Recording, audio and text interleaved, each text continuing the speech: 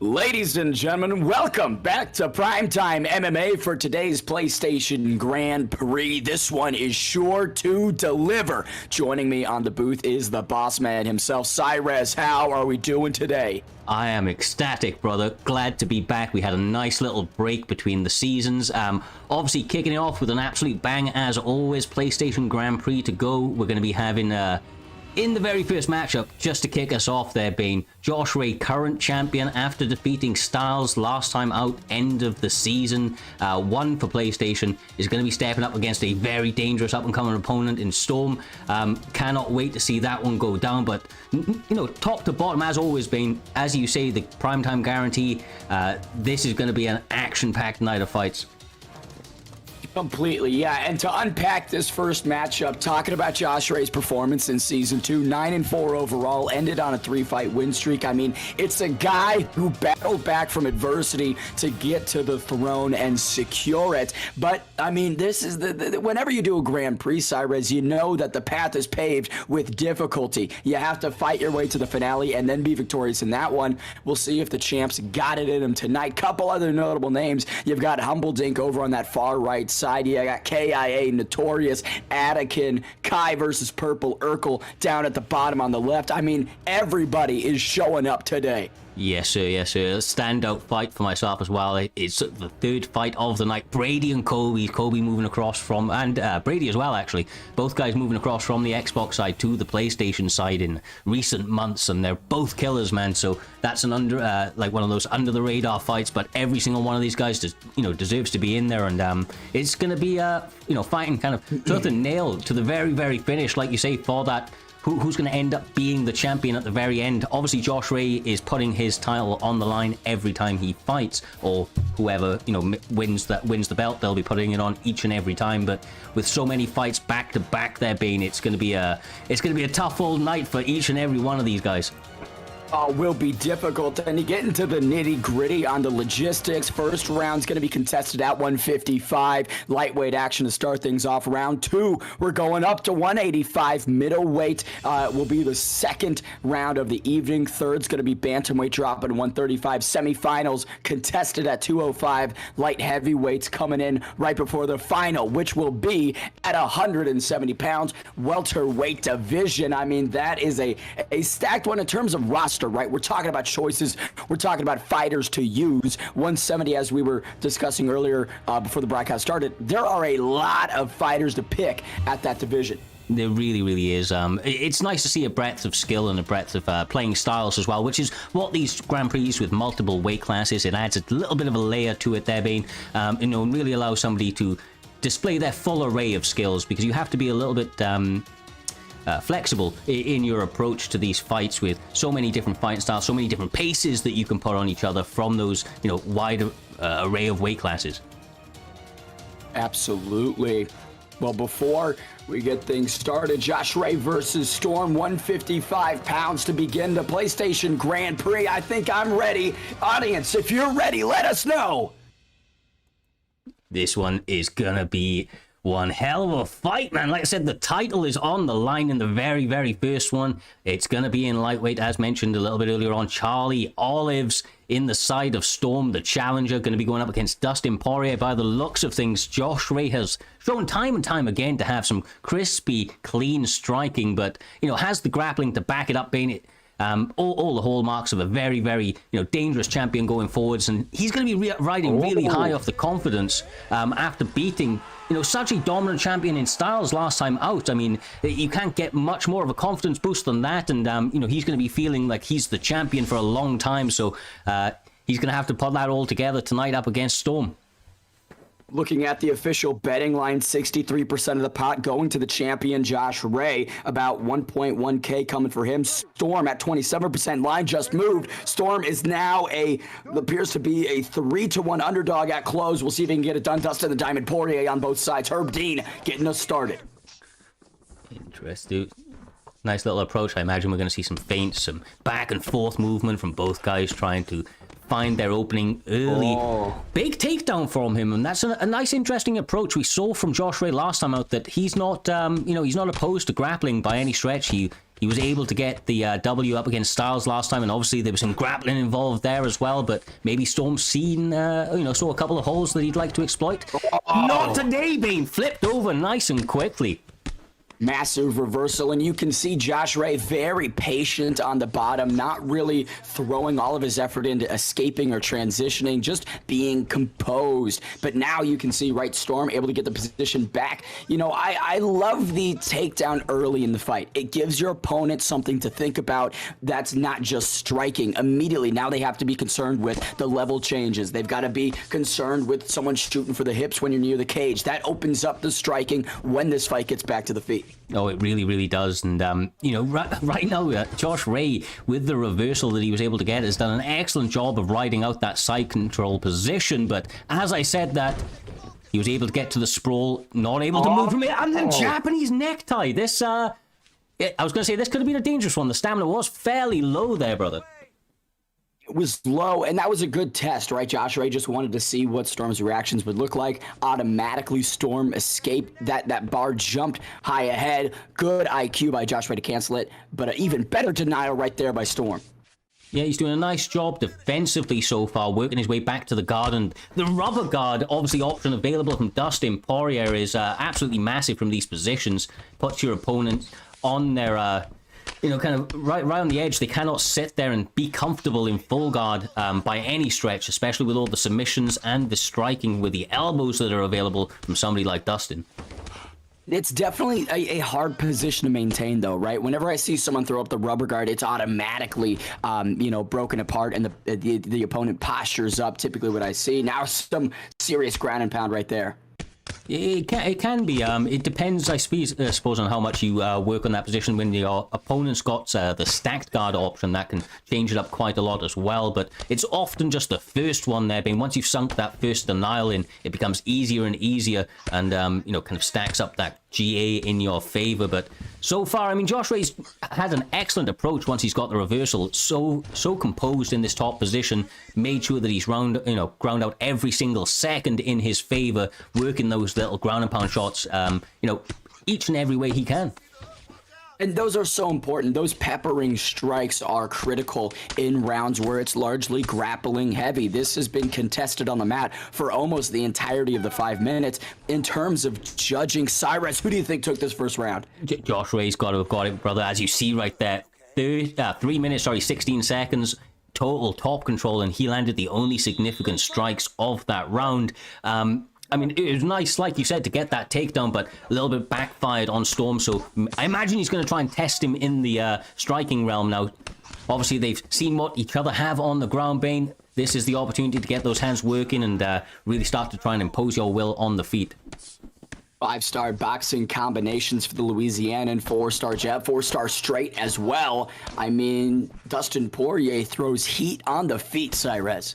He does, man, and it's the type of power that carries through every single round as well. So you can throw with him, and even if you're starting to get low on stamina, those shots still really, really hurt your opponents. 62 total strikes landed for Josh Ray, champion outlanding the challenger by a significant margin. 350 remains. Big combination from Ray on the inside. Yeah, he's doing a nice job. Once again, just staying composed. He's keeping his defense nice and tight, firing off when he gets the opportunity. Storm's having a little bit of a problem closing that distance without eating a couple of shots, but we've seen it time and time again from this man. Once he finds his rhythm, he becomes a whole different beast as he tries to get that pull-off uppercut. Storm is definitely struggling with the timing. You can see right there, Josh Ray lands another beautiful combination, cracks the chin. Oh, big knockdown for the champion. My God, that was a beautiful shot. I can't remember who it was. We've seen a few gentlemen do it in the past, but that straight into the lead overhand comes out so crispy clean, and my God, did it almost decapitate his opponent. It's a combination that once again, Storm stunned on the feet. A lot of time left on the clock in this second round. We're approaching survival mode for that red corner now. Josh Ray picking him apart. What a combination! Yeah, he is just getting into the groove right now, landing basically every single shot that he is throwing. Storm's got to be a little bit concerned at this stage, trying to compose himself, trying to get some things off of his own, but so far, it's just the damage is stacking up for the champion, but 2 big misses, Bane, and the stamina was incredibly low momentarily.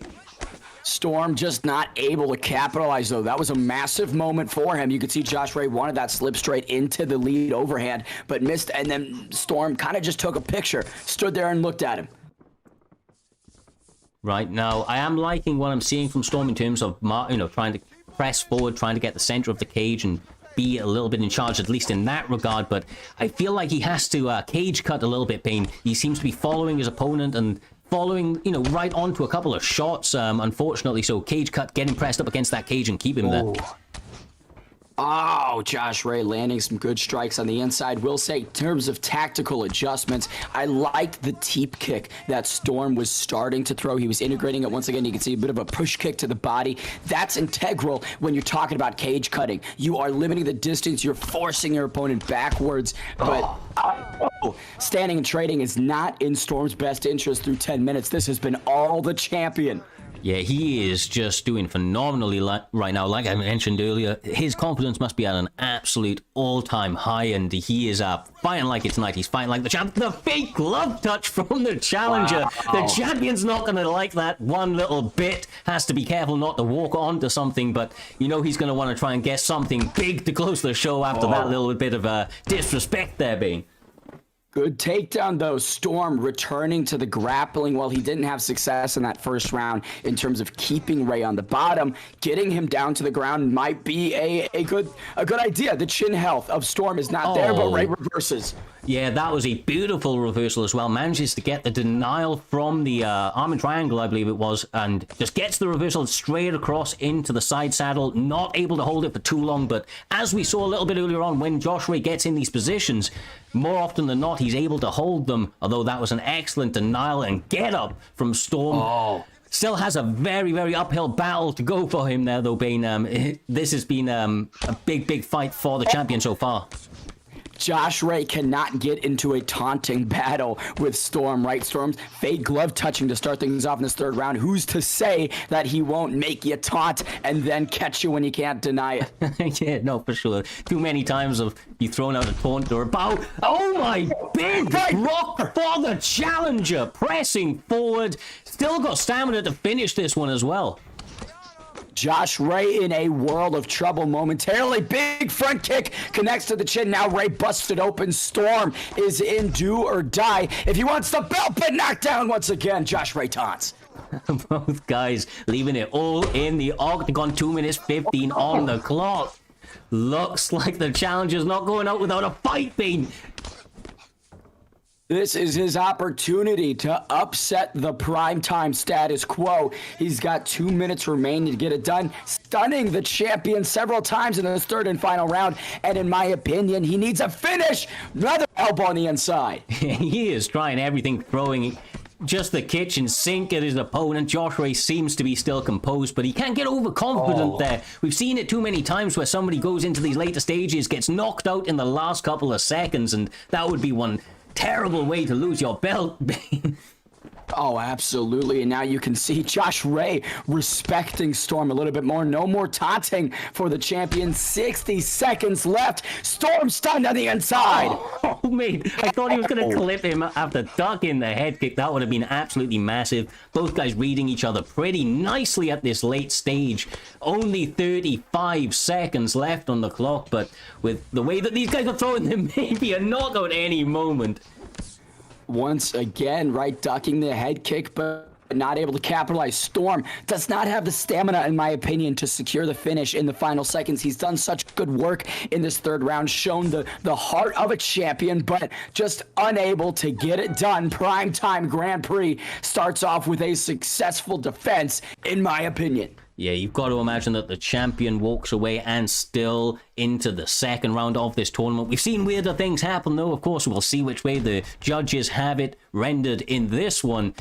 Brilliant way to start out the Grand Prix, though. Excellent start for the PlayStation side of things. Dustin Poirier mirror match down in this lightweight. Storm v the current champion in Reaper. And still, he moves on to the next stage of the tournament. Congratulations to the champion right there, putting together an absolutely phenomenal performance, brother. Can't really say too much other than that. This guy did fantastic work this evening. Hammer versus Mayweather up next. Looking at how these guys did in the season. Bit of a mixed bag, I'd say, Cyrus. Yeah, I'm not as familiar with Mayweather in particular. Obviously, up and coming, going to be seeing what he's able to do. In fact, sorry, I do apologize. Maybe there was an issue on the graphics side of things. Fight 2 is actually going to be a one hammer up against Deagle Fly. Deagle Fly, I believe, is a short notice replacement stepping in to take on the dangerous Hammer. Hammer's been talking all sorts of trash out there, Bane, saying that he is coming for that belt. Nobody's going to be able to touch him, and so on and so forth. So we will have to see what he has in store this evening. This is a big opportunity for him to get that belt if he's able to put together, just a couple of wins. You've got to think of it this way: it's a difficult uphill battle, Bane, but realistically, all you need is 2 or 3 wins here, and you could be, if not fighting for the belt, the champion of Primetime MMA. And in this next bout, that's exactly what the case will be. The winner has to fight Josh Ray in the quarterfinals to progress, and the winner of that one's going to be the champ, right? So the changing of the guard can occur so quickly in these Grand Prix, but if I'm either one of these guys, Hammer or Deagle Fly, I don't know. Josh Ray looked pretty impeccable through 15 minutes on that one. It's interesting how the title fight in the Grand Prix is 3 rounds instead of 5 rounds. Yeah, no, for sure. It's I think it's just to save a little bit of time. Obviously, the main event will be the 5 rounds. But you're absolutely right, especially with the title on the line. But what I will say is that it does add a little bit of a change, especially when you look at Hammer. I think that Hammer, I could be wrong, of course. I've never had the pleasure of fighting the guy myself, but his grappling, from everything I've seen, seems to be on another level there, being much like the previous champion in Styles. And Josh Ray has shown that he can answer that puzzle, if you will. So I feel like you really need to be able to bring it to the hands as well. I don't know if you've come across any of Hammer's performances or Deaglefly's in the past, but I hear very, very good things, and I can't wait to see what they're able to do here this evening. Hammer closed out Season 2, the number 10 contender, 3-0, was never defeated in the second season of Primetime. I mean, that's a big statement. There are very few competitors. The champion himself had 4 losses, of course, in that second season. Very few guys made it through unscathed. Yes, sir. Yes, sir. We are just about to be moving into the next bout. It looks like one of the gentlemen is just cutting their final pounds. A little bit too much tiramisu leading into the bout, and obviously has to make that weight there. Bane can't be letting him weigh in a little bit over. Every little bit of an advantage does help these guys. No, not at all. I'd say predictions are live. I think for Hammer versus Deaglefly, no points yet in the pool, 0% on both sides. So we'll have to see what the public thinks about this matchup. If I were going to put my money somewhere, I would have to, I guess, go with the more well-known and once again, undefeated number 10 contender, Hammer. That'd be my prediction if I wanted to extend some betting advice to the crowd. Yeah, I mean, look, Hammer is definitely the more proven commodity, fighting in ESFL, fighting in Primetime a number of times. I think he's probably fought a number of other places around the scene as well. Like I said, Deaglefly having good performances within Primetime and seems to be an up-and-coming fighter. So this is his real standout moment here this evening to see what he's able to get done up against, the very, very dangerous Hammer. Like I said, his grappling really does seem to be on another level. His ability to, press forward, get the takedown, and everything like that is just really, really up there with some of the best. But from what I just saw, we have a Max Holloway pick. Max Holloway is what I just saw. I didn't see his opponent though, Bane, which looks like we're about to find out though. Deaglefly is the Max Holloway pick. The striking seems to be where he wants to keep this fight. Understandably going with the Max Holloway to have the ability to go deep with the cardio should you need to. And Dustin Poirier is standing across from him. That's interesting. Diamond successful in the UFC octagon on both occasions against Max Blessed Holloway. It seems that Deaglefly put the controller down for a moment. Good exchange of bows. Herb Dean, third man of the octagon. Getting stuff started. Holloway landing early. Now, this obviously is at lightweight, so this is not the 5-star Max Holloway, although he is still very dangerous. Although, in this fight in particular there, Bane, in my experience, the power of Dustin Poirier is really where it's at. He goes for the pull guard early, does. Flying Brian T. City, also known as Hammer, able to get the fight to the ground, see what he's able to do from this dangerous position with the Diamond. Interesting, right? Poirier pulling guard within the first several minutes, obviously thinking that he's got the jiu-jitsu grappling edge over Blessed Holloway. But, I mean, this is a position for Deaglefly to just control, posture up, get some shots in, get some points on the board, Cyrus.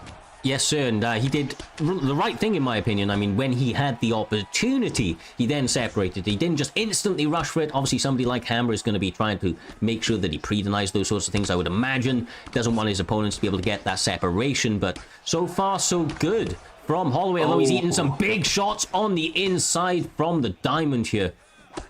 Again, that chin up at 155 is still good, but 94, not the granite chin at 145. Big left hand lands right there inside the pocket.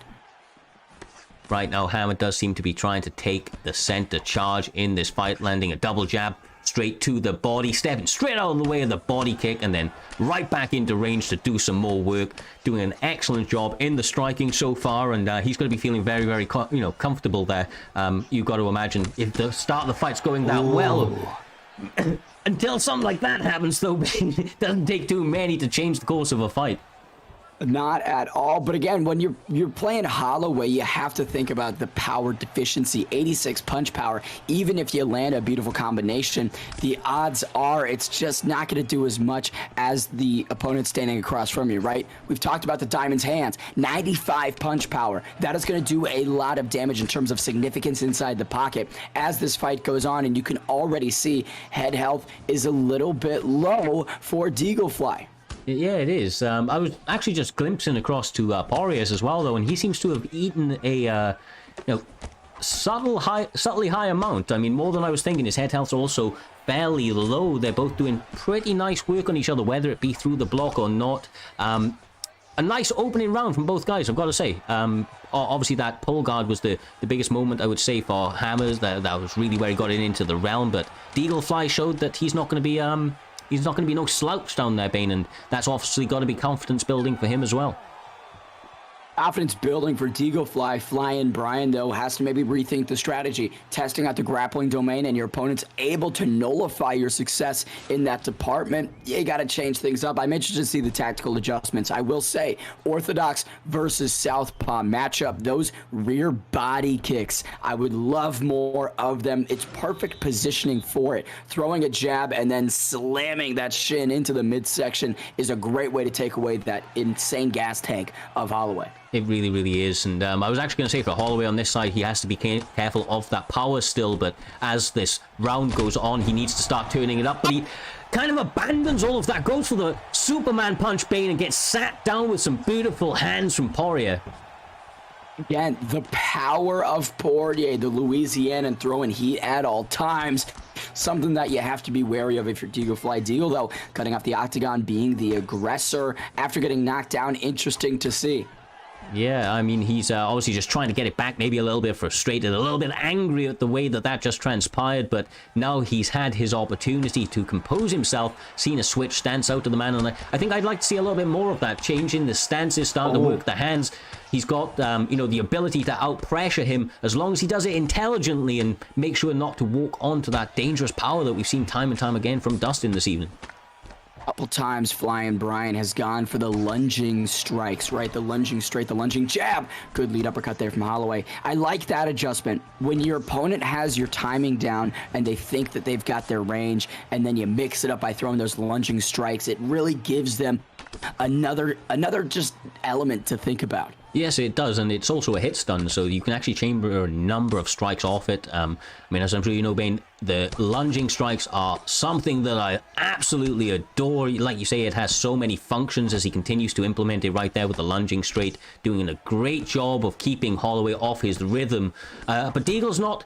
he's not really out of this fight by any stretch. There's still 2 minutes left in the second round and a third potential round to go, and he is, Max blessed Holloway. This man has hands for days, and if anybody can do it, it's going to be him right there. And that's the thing about Holloway. Even up at 145, it is a task and a half to take him out and find the stoppage. Really a crafty guy who recovers well, and that's being used exceptionally well by Holloway and Deaglefly, right? Because after that Superman punch knockdown, popped right back up, instantly back to the pressure. That's what you want to see out of a blessed player. Yes, sir. And there it is! Oh my God!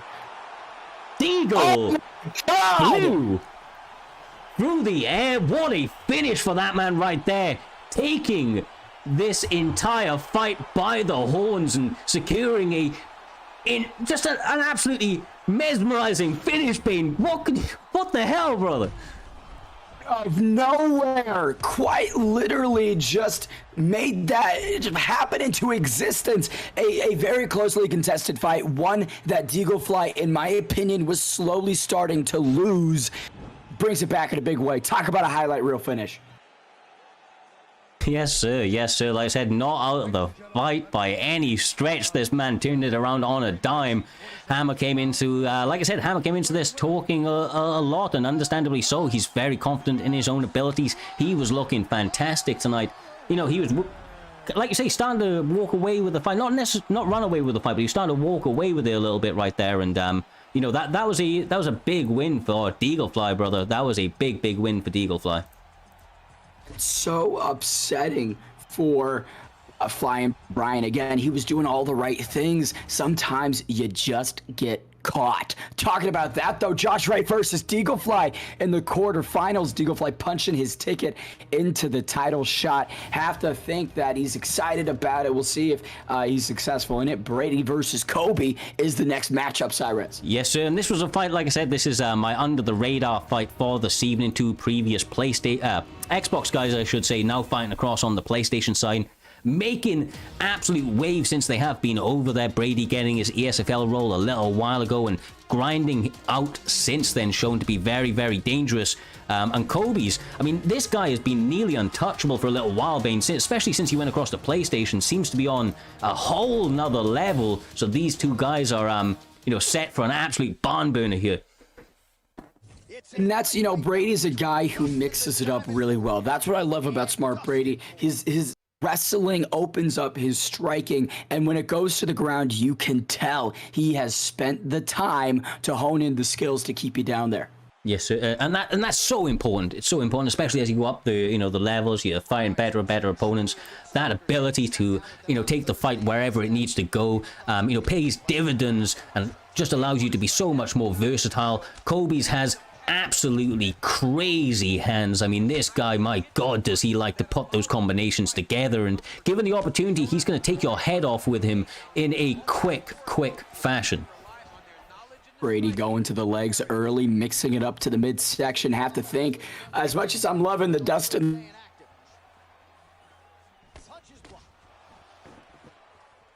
nice work marching forward. Big pull counter from Kobe's. I mean, this guy already showing his ability and his chops in the striking realm, looking for those counters, working nice body shots on the inside when he gets the opportunity as well. They're chopping to the leg, and again, the pull counter being, that's nice work from him.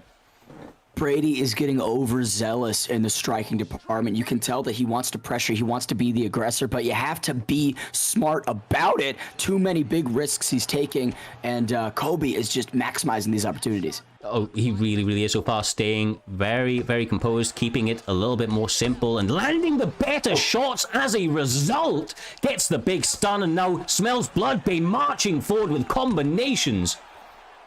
Of those strikes partially connecting to the chin of Smart Brady. Kobe, making him pay.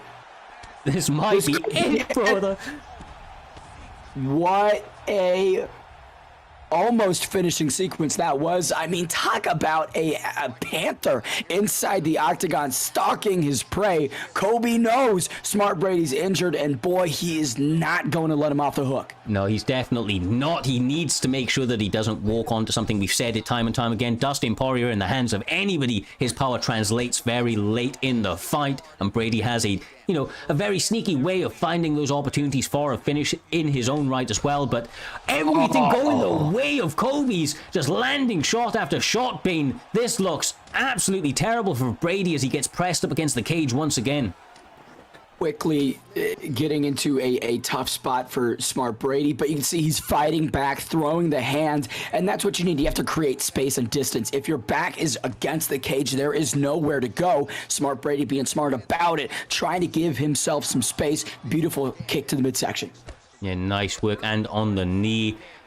Yeah, he's doing so well. Now, obviously, Brady's still taking the center of the cage, which is interesting. He's happy to press forward, looking for those opportunities. Kobe's is getting a little tired over there, Bane, and maybe Brady's now weathered that storm and is looking to change the tides, but too many shots are landing to that head of his. I love the investment into the legs that Smart Brady's making. You can see the right leg of Kobe is absolutely hurting, but he's not being smart about the range. He's throwing these kicks inside the pocket. That's giving Kobe every chance to counter and make him pay. Has to throw those kicks at a bit more range outside the boxing pocket. I would agree. He definitely has to be a little bit more, wary of the strikes coming back his way when he opens up with the kicks. Looks like he was trying to land a body uppercut at a little bit of range right now. Kobe's definitely seems a little bit more comfortable in terms of the range overall as he lands the nice knees on the inside, the teep to the body that just knocks him down a little bit. For two guys that are really, really well versed on the feet so far, what would you think about a takedown out of either one of these guys? I think it could really pay dividends for whoever goes for it. It really could. Level changing right now would be, oh, big stun right there. Smart Brady backing up Kobe. He's got his opportunity. Once again, Brady is a finisher himself. When he smells blood, he presses forward, looks for that finish, but a nice catch of the kick from Kobe's, turns it around, gets the center cage. Very intelligent move for him as he continues to land combination after combination straight on the block of Brady. Gets him rocked with a big overhand. Not out of the woods yet, but nice work on the retreat. Able to recover just for now is Brady. And he floats out of the pocket so beautifully. Kobe really defensively aware, you know, bringing the guard up when he has to, but keeping it down when he doesn't, right? His strikes are coming out really quick because he's holding the guard a little low. You know, if you're having the guard up and then you're throwing strikes from that position, they just come out of the gate a little bit more labored.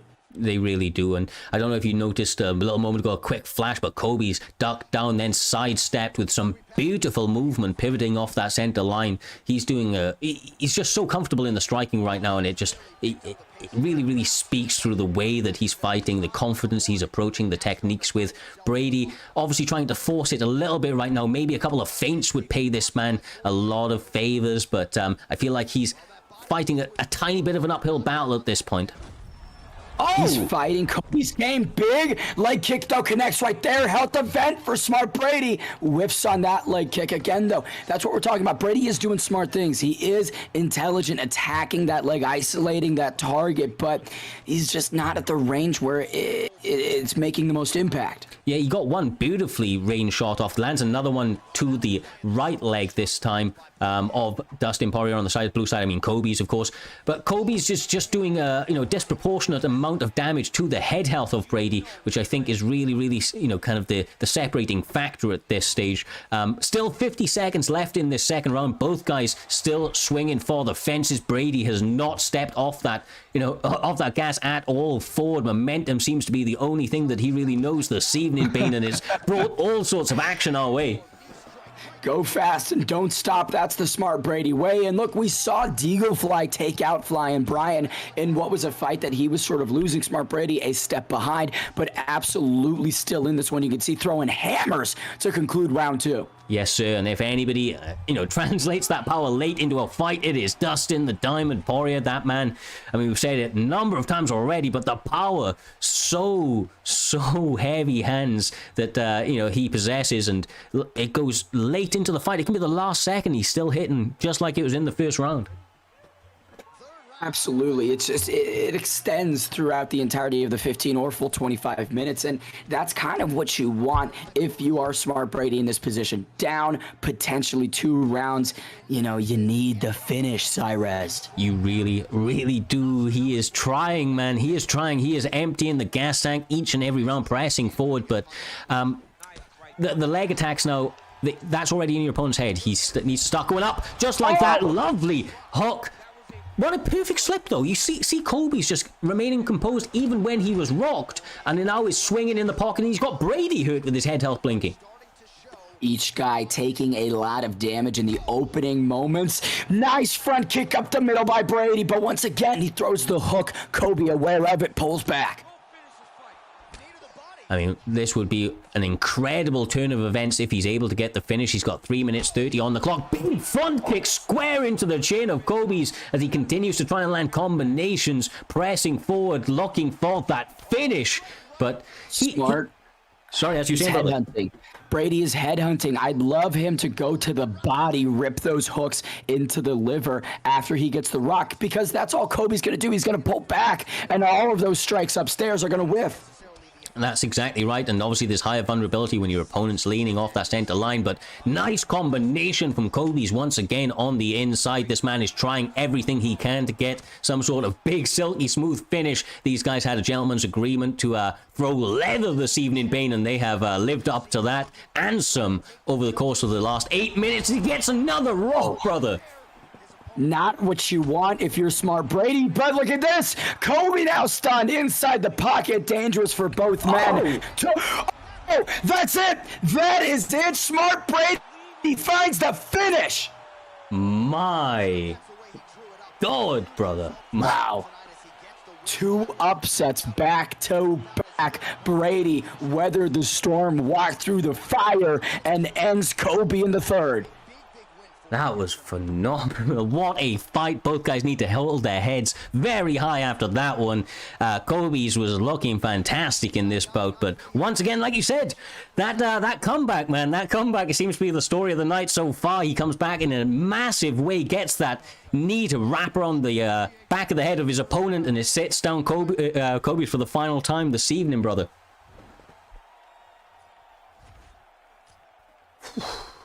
Look at that, it was 19-19 going into that 3rd round as well. That's interesting statistics. So it was all on that 3rd round, and Brady was actually pushing the action in the 3rd as well. I'd like to see the statistics. Yeah, it looks like he was actually starting to win that round in either respect. But with that all being said, another incredible bout in the books, and we move straight on to the next bout to close up the left-hand side of the bracket. These two guys going to be throwing down with incredible action.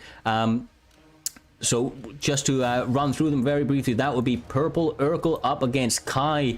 Both guys are well known within the scene on the PlayStation side. Purple Urkel has a number of standout performances within Primetime MMA, as does Kai. You know, the man doesn't just make the promo trailers out there, he also throws hands and has some skills doing so. Previous title challenger up against Styles, and looking to make a run this evening as he marches forward. This is a lightweight bout. It looks like we may be getting a Conor McGregor up against a Max Holloway pick, which would be a fun one to say the least. Both guys have incredible striking. I'm surprised not to see maybe a little bit more of a balanced pick from somebody like Kai, who has shown that his grappling is to be feared, but maybe he's been working on those hands and looks to utilize them, you know, to their full degree this evening. With all of that being said, without further ado, we are going to bounce straight onto that bout as they're ready to go by the looks of things. Talk about a great one, Purple Urkel versus Kai. I always talk about Purple Urkel and sing his praises. This guy is a true lethal weapon, but Kai is a problem for anybody. He's got a skill set that not only matches, but at times just is levels ahead of the competition, Cyrus. It really is. I was mentioning a moment ago there, Bane, I'm surprised with the Conor McGregor pick out of Kai. You know, his abilities all round are not to be trifled with by any degree, but his grappling is really on another level, and Conor McGregor not really somebody that's able to fully utilize that this evening, so he's going to have to really be on his A game up against a dangerous guy like Purple Urkel with Max Holloway. You know, you're completely correct, right? It's limiting yourself. It's restricting the tools that you have at your disposal. But when you look at the stats, 3.5-star overall grappling on both sides. So statistically, McGregor and Holloway at 155 are in the same realm. You've got McGregor stealing the attributes in the ground striking, the bottom control, equal on takedowns. So if it hits the mat, you'd think on paper pretty even. Yeah, it's that's right, I suppose. Yeah, obviously it's one thing. It's actually getting it there though with Conor McGregor. I think is going to be the trouble, of course, but looks like he's looking to do that body work. One of the things not to be slept on is that just like in the Max Holloway up against the Dustin Poirier matchup, there is a disparity between cardio and cardio and power between these two opponents, and it's a bit more of a decisive one than the Poirier one. Conor McGregor hits like a Mack truck, but doesn't exactly have the gas tank to go with it. Of course, Max Holloway does not get tired, no matter what kind of set of combinations he's throwing your way. Loving the defense from Kai early in this one. Inside the pocket, you could see he's just slipping by millimeters, just moving the shoulders and the head, getting out of way of these strikes in a fashion that allows him to stay in the pocket and return. I think a lot of guys, when they think about defense, they float out of the pocket. They completely take themselves out of the striking equation for a moment, and then they can't return fire. Kai doing such good work on the inside and staying in, now landing right there as Purple Urkel goes upstairs. Yeah, he's really mixing it up beautifully well, but a big miss. Not fully capitalized on by Max Holloway in the hands of Purple Urkel. He's going to be kicking himself a little bit about that one, but seeing opportunities to land big damage of his own as he continues to attack the cardio of Kai, which is so intelligent. As we mentioned, want to get Conor McGregor gassed. The first round's definitely his most dangerous one, so try to take him in deeper water seems to be a smart game plan going forward for the Max Holloway. Completely, and you equip the cardio issues for McGregor with the low recovery, and yeah, attacking the body. That's the smartest strat. 2 minutes remain in this first round. Purple Urkel once again attacks the liver. Nice job.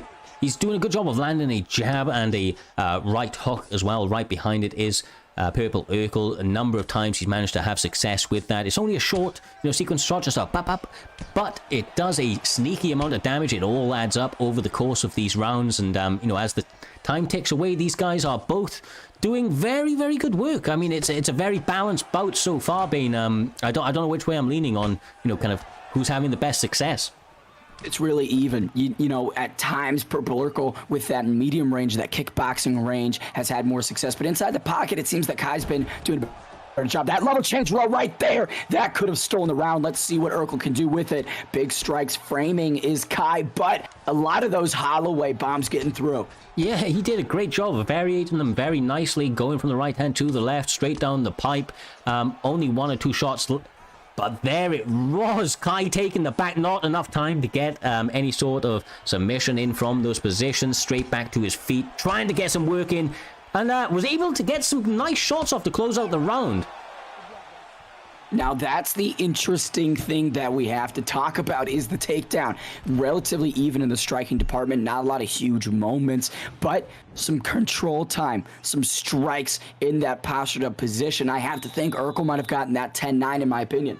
He very well could have. He very well could have. In such a closely contested bout, those takedowns a little bit top control. There's a lot, but my God, Kai not wasting any time, Bane. What combinations to put Max Holloway Purple straight on the floor.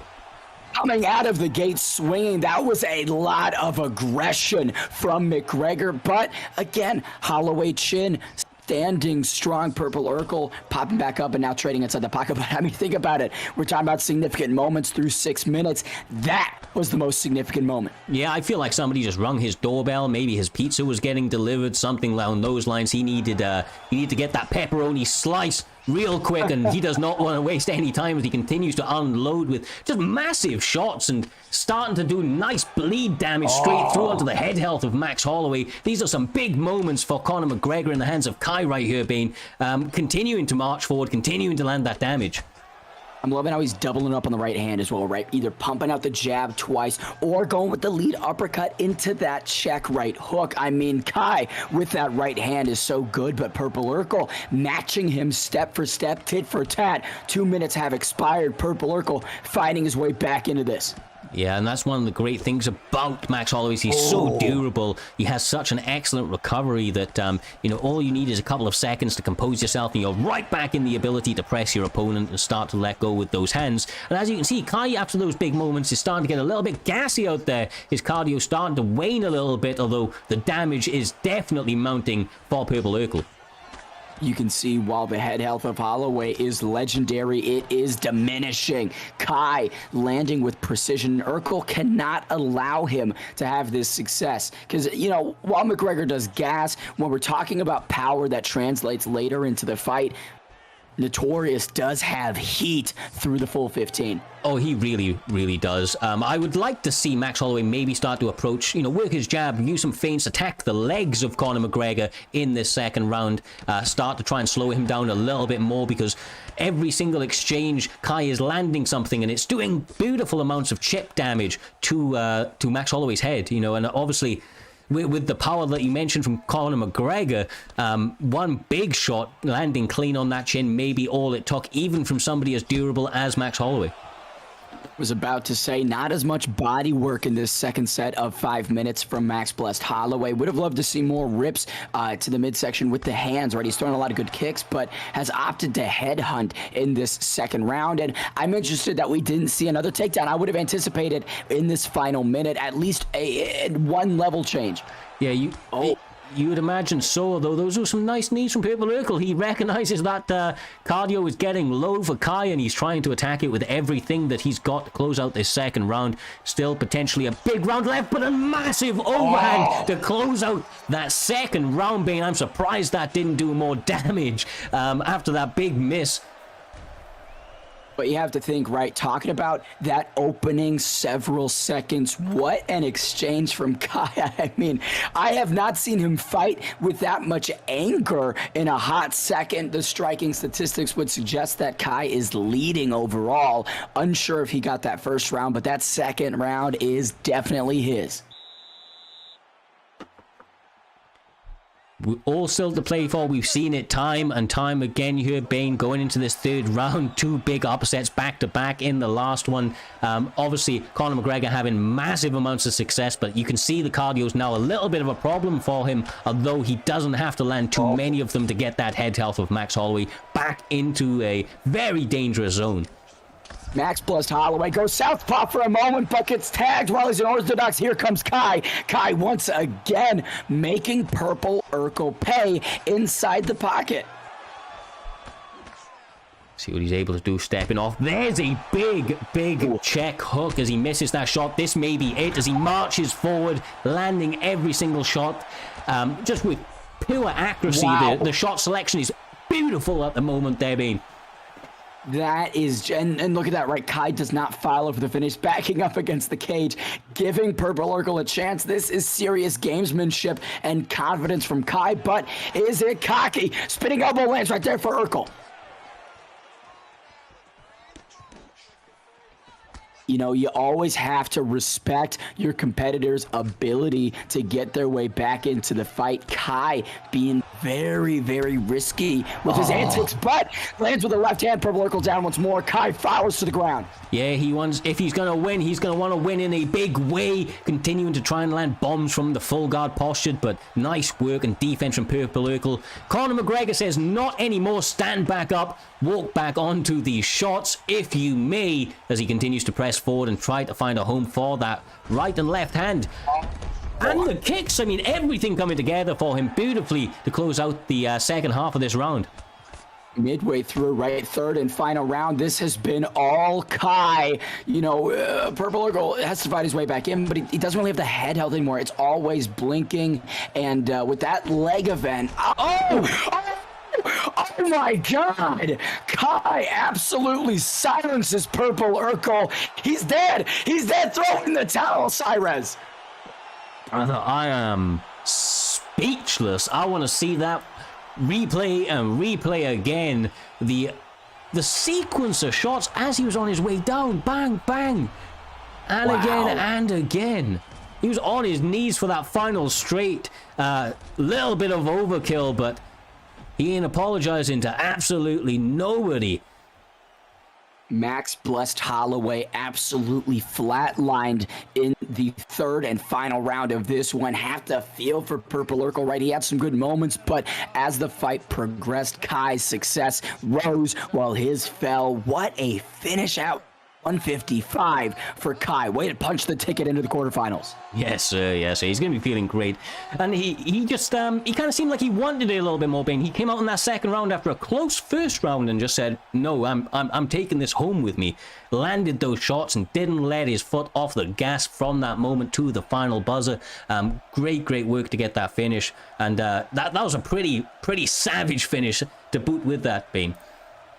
Oh, savage. I mean, you don't get finishes where the opponent is unconscious on the way down and there's still a three-piece combination coming their way. That is, that's a statement. And now the left side of the bracket is organized for the quarterfinals. We've got Josh Ray, the champion, taking on Deagle Fly, the next challenger, and Smart Brady versus Kai. Well, that left side looks good. It's time, Cyrez, that we turn our attention over to the right.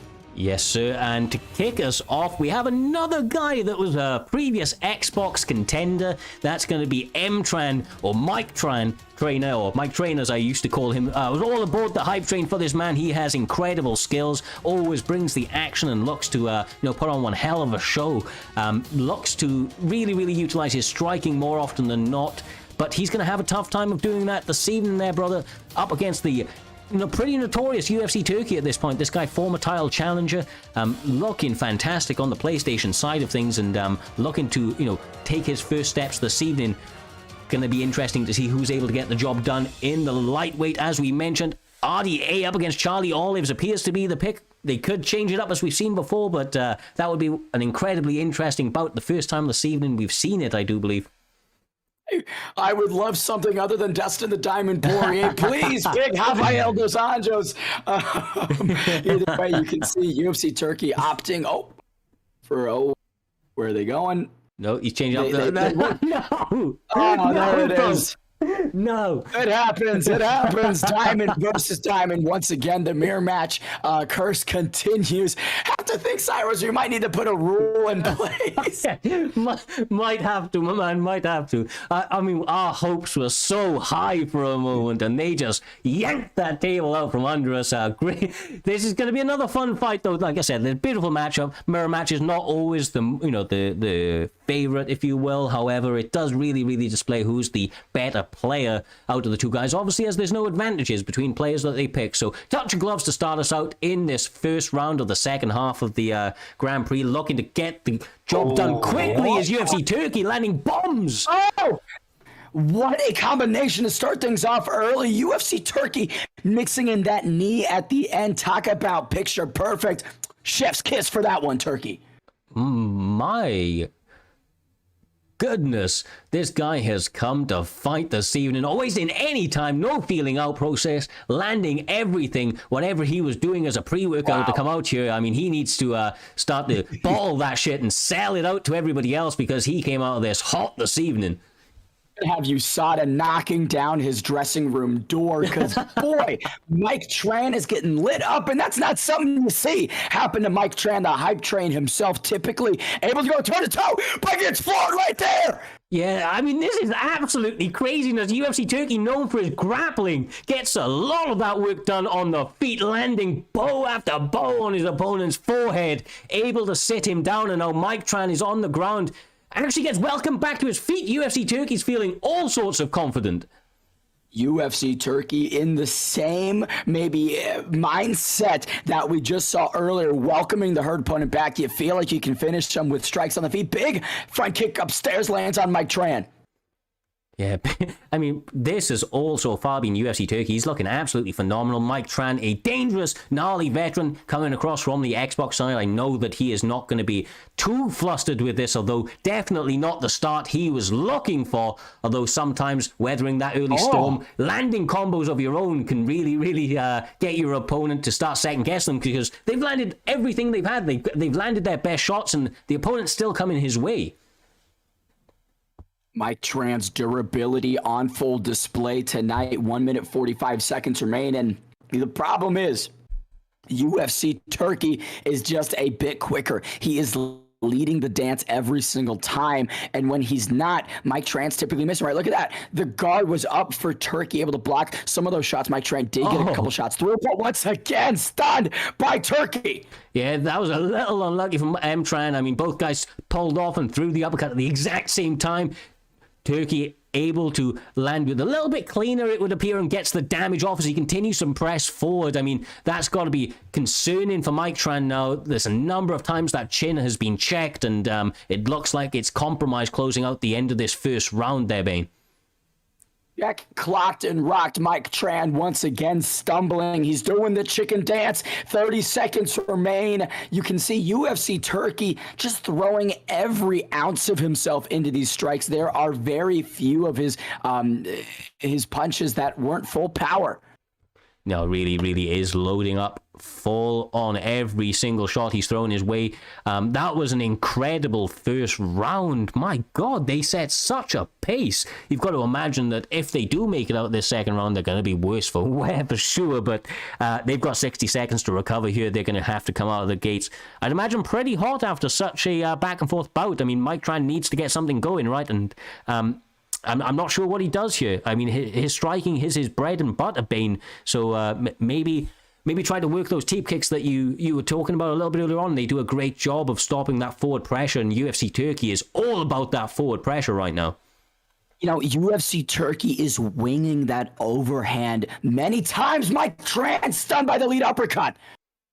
Was going to say, right, UFC Turkey winging that overhand at range. If Mike Tran can sneak an uppercut in on the inside before that overhand lands, I mean, that will multiply the damage, do some big... Oh, my God! Mike Tran debilitated by that massive strike. This has to be it. That is over. Checkmate. UFC Turkey ends Mike Tran in round 2. Whew, my God. I mean, he was not taking any prisoners this evening. Came out of here like a bat out of hell. Did not waste a moment's notice, Bane. I mean, just from the moment that bell rang, he sprinted forward, landing shot after shot, and what a way to take your first step inside this tournament. He's got to be feeling on top of the world after that performance. Who does that to Mike Tran? Not many people can put him out in that fashion. You could see that overhand landed and Tran was lifeless on his short quick to the canvas. Man, a great way to start off this right side of the bracket. It really, I mean, that was a fast, fast pace from the very, very get-go. Like you say, an incredible way to start out the right-hand side of the bracket, and it marches us straight onto the next one, which is going to be Naz up against KIA Notorious. That's what I have in front of me. Once again, we are still in lightweight for the very first match. We go lightweight, middleweight, bantamweight, light heavyweight, and welterweight, just to remind anybody, or if you're a little bit newer, missed it at the beginning of the stream. But these guys now going at it once again, lightweight. It appears we are seeing the dreaded Dustin Poirier mirror match there. These guys gonna see what skills they have for each other in lightweight to kick us off, and I'm interested in this one. The KIA boys, they have a lot of talent from what I've heard, and they've done great things on basically every card that they've been on so far, with the likes of Humbledink in that corner.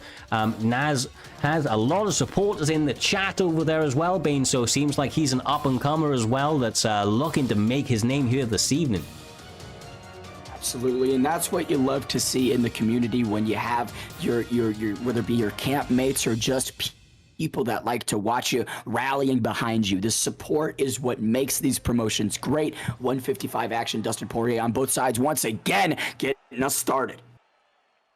Gonna be a crazy fight. As always, Primetime guaranteeing not failing to deliver once again so far this evening. Both guys now stepping out. Looks like Easy Passion, also known as Naz, has a 2-0 victory, but things are different under the bright lights. We've seen it time and time again. Sometimes people rise to the occasion. Sometimes they are not able to do so. Nice little slip off at the very beginning on the side of KIA Notorious as he eats a knee trying to attack that body. Both guys not having much of a feeling out process here, Bane, as they continue to chamber shots at each other, landing with beautiful, beautiful success. Great feints. You can see each guy making small movements with their shoulders, trying to get their opponent to maybe bite on something. We'll say the betting favorite is KIA Notorious by a wide margin. 83% of the pot is towards him. 17% of the votes going to Naz. That's a big divide. Obviously, the KIA boys out here repping Notorious. He's obviously been working on his craft, doing a good job so far, although that cage is starting to be cut off a little bit there. Bane did a good job of forcing his way out of it, but it does appear that Easy Passion is taking a little bit of the lead in this fight so far. Just a little bit. Naz is throwing a lot of the same combinations, right? A lot of these similar strikes and the pattern and rhythm. If I'm KIA Notorious, I'm making those reads real quick and adjusting. Love those quick rips to the body with that right hand. Yeah, that's straight into the lead body hook, landing beautifully, but a slip of elbow and sits him down, lead upper into the straight, already pouring on the pressure, trying to close it out and get the job done right here, brother. Massive, massive work for Easy Passion. Naz gets it done very, very quickly this evening. The incoming fan favorite ends things quickly. Talk about, everything's closely contested for a moment, and then the next, you're on your back, getting TKO'd. KIA Notorious gonna be feeling that one, and I mean, that is just a way to maximize the opportunity, taking advantage of the knockdown, finishing the fight when you can. A lot of guys will utilize that moment and then will end up in a half guard position, then back to the feet, and then they could lose. Naz, finishing instinct is there. Yes, sir. Beautiful, beautiful work for Naz. That's an incredible finish for him, brother. What a way to get the job done. I'm going to be updating the graphic very, momentarily. It says Dima there, of course, for the moment, but as you see, was that Ned? Sorry, we got Ned and a Naz this evening. I think that was Ned. My apologies. Naz appears to be up next. But no, the beautiful work from him right there, getting that job done. So Naz up against KIA Notorious. No, that was right. That was Naz. And we have Ned up next, up against Humbledink. Seems to have been a little bit of an issue on the graphic. We'll get that corrected in a moment. That was Naz. Just got confirmation from the back-end team, of course. But that moves us on once again, Bane, to the next bout, which is going to be Ned. Apologize for the graphic, up against Mr. Humbledink, also repping the KIA boys. Killers in action, truly one of the best camps on the scene, and they put in the work with each other. Humbledink is a guy who makes content. He's a streamer himself. He's a commentator as well. He does it all. The man has got so many different tools in the toolbox and a crafty practitioner of the body attacks. I love how Humbledink gets in, finds the rib, finds the liver. You know, he debilitates your cardio, and before you know it, you're gassed out standing in front of an absolute killer. We will have to see which way this is. Like I said, I know Humbledink. I've seen a little bit more of him, as you mentioned, watched a few of his streams and the such, and the man is definitely out there just doing all sorts to put himself ahead. He's a very, very high level competitor. I'm not as familiar with Ned, but I imagine that he's going to have those skills. They are 0-0. Looks like a little bit of a different pick. It appears we might be getting an Eddie Alvarez right here, which will be absolutely fantastic. Would love to see it. The Underground King making an appearance in PrimeTime would be wonderful, and he is underrated in my opinion. The former lightweight king has some great tools inside UFC 4. When you're talking about attributes, right, the striking is there, but the grappling of Eddie Alvarez is, in my opinion, pretty underrated, Cyrez. It really, really is. He's a wrestler, forward ability to wrestle. Obviously not great off his back, but if he gets you down, the ability to chain those ground and pound strikes, Spain, into his all-round top control is phenomenal. He has such heavy hands. We've seen the likes of, Great Mist, another content creator out there that, loves to use Eddie Alvarez, both because of the inner doggy that it brings out on the feet, but as you mentioned, also the ability to get the job done on top, should you need to, is a skill that you really want in your back pocket, no matter which fight you're going into. Talking about the attributes in a more specific fashion, Eddie Alvarez 4-star in the terms of the stand-up, 93 punch power, 93 punch speed, matches up pretty well against Dustin the Diamond Poirier, who has 96 speed and the aforementioned 95 power. One thing to note, 91 chin for Alvarez. If Poirier connects like we have seen him do in this Grand Prix, it could be a short night for the Underground King. Starting out nicely, marching forward now, landing some good jabs on the inside.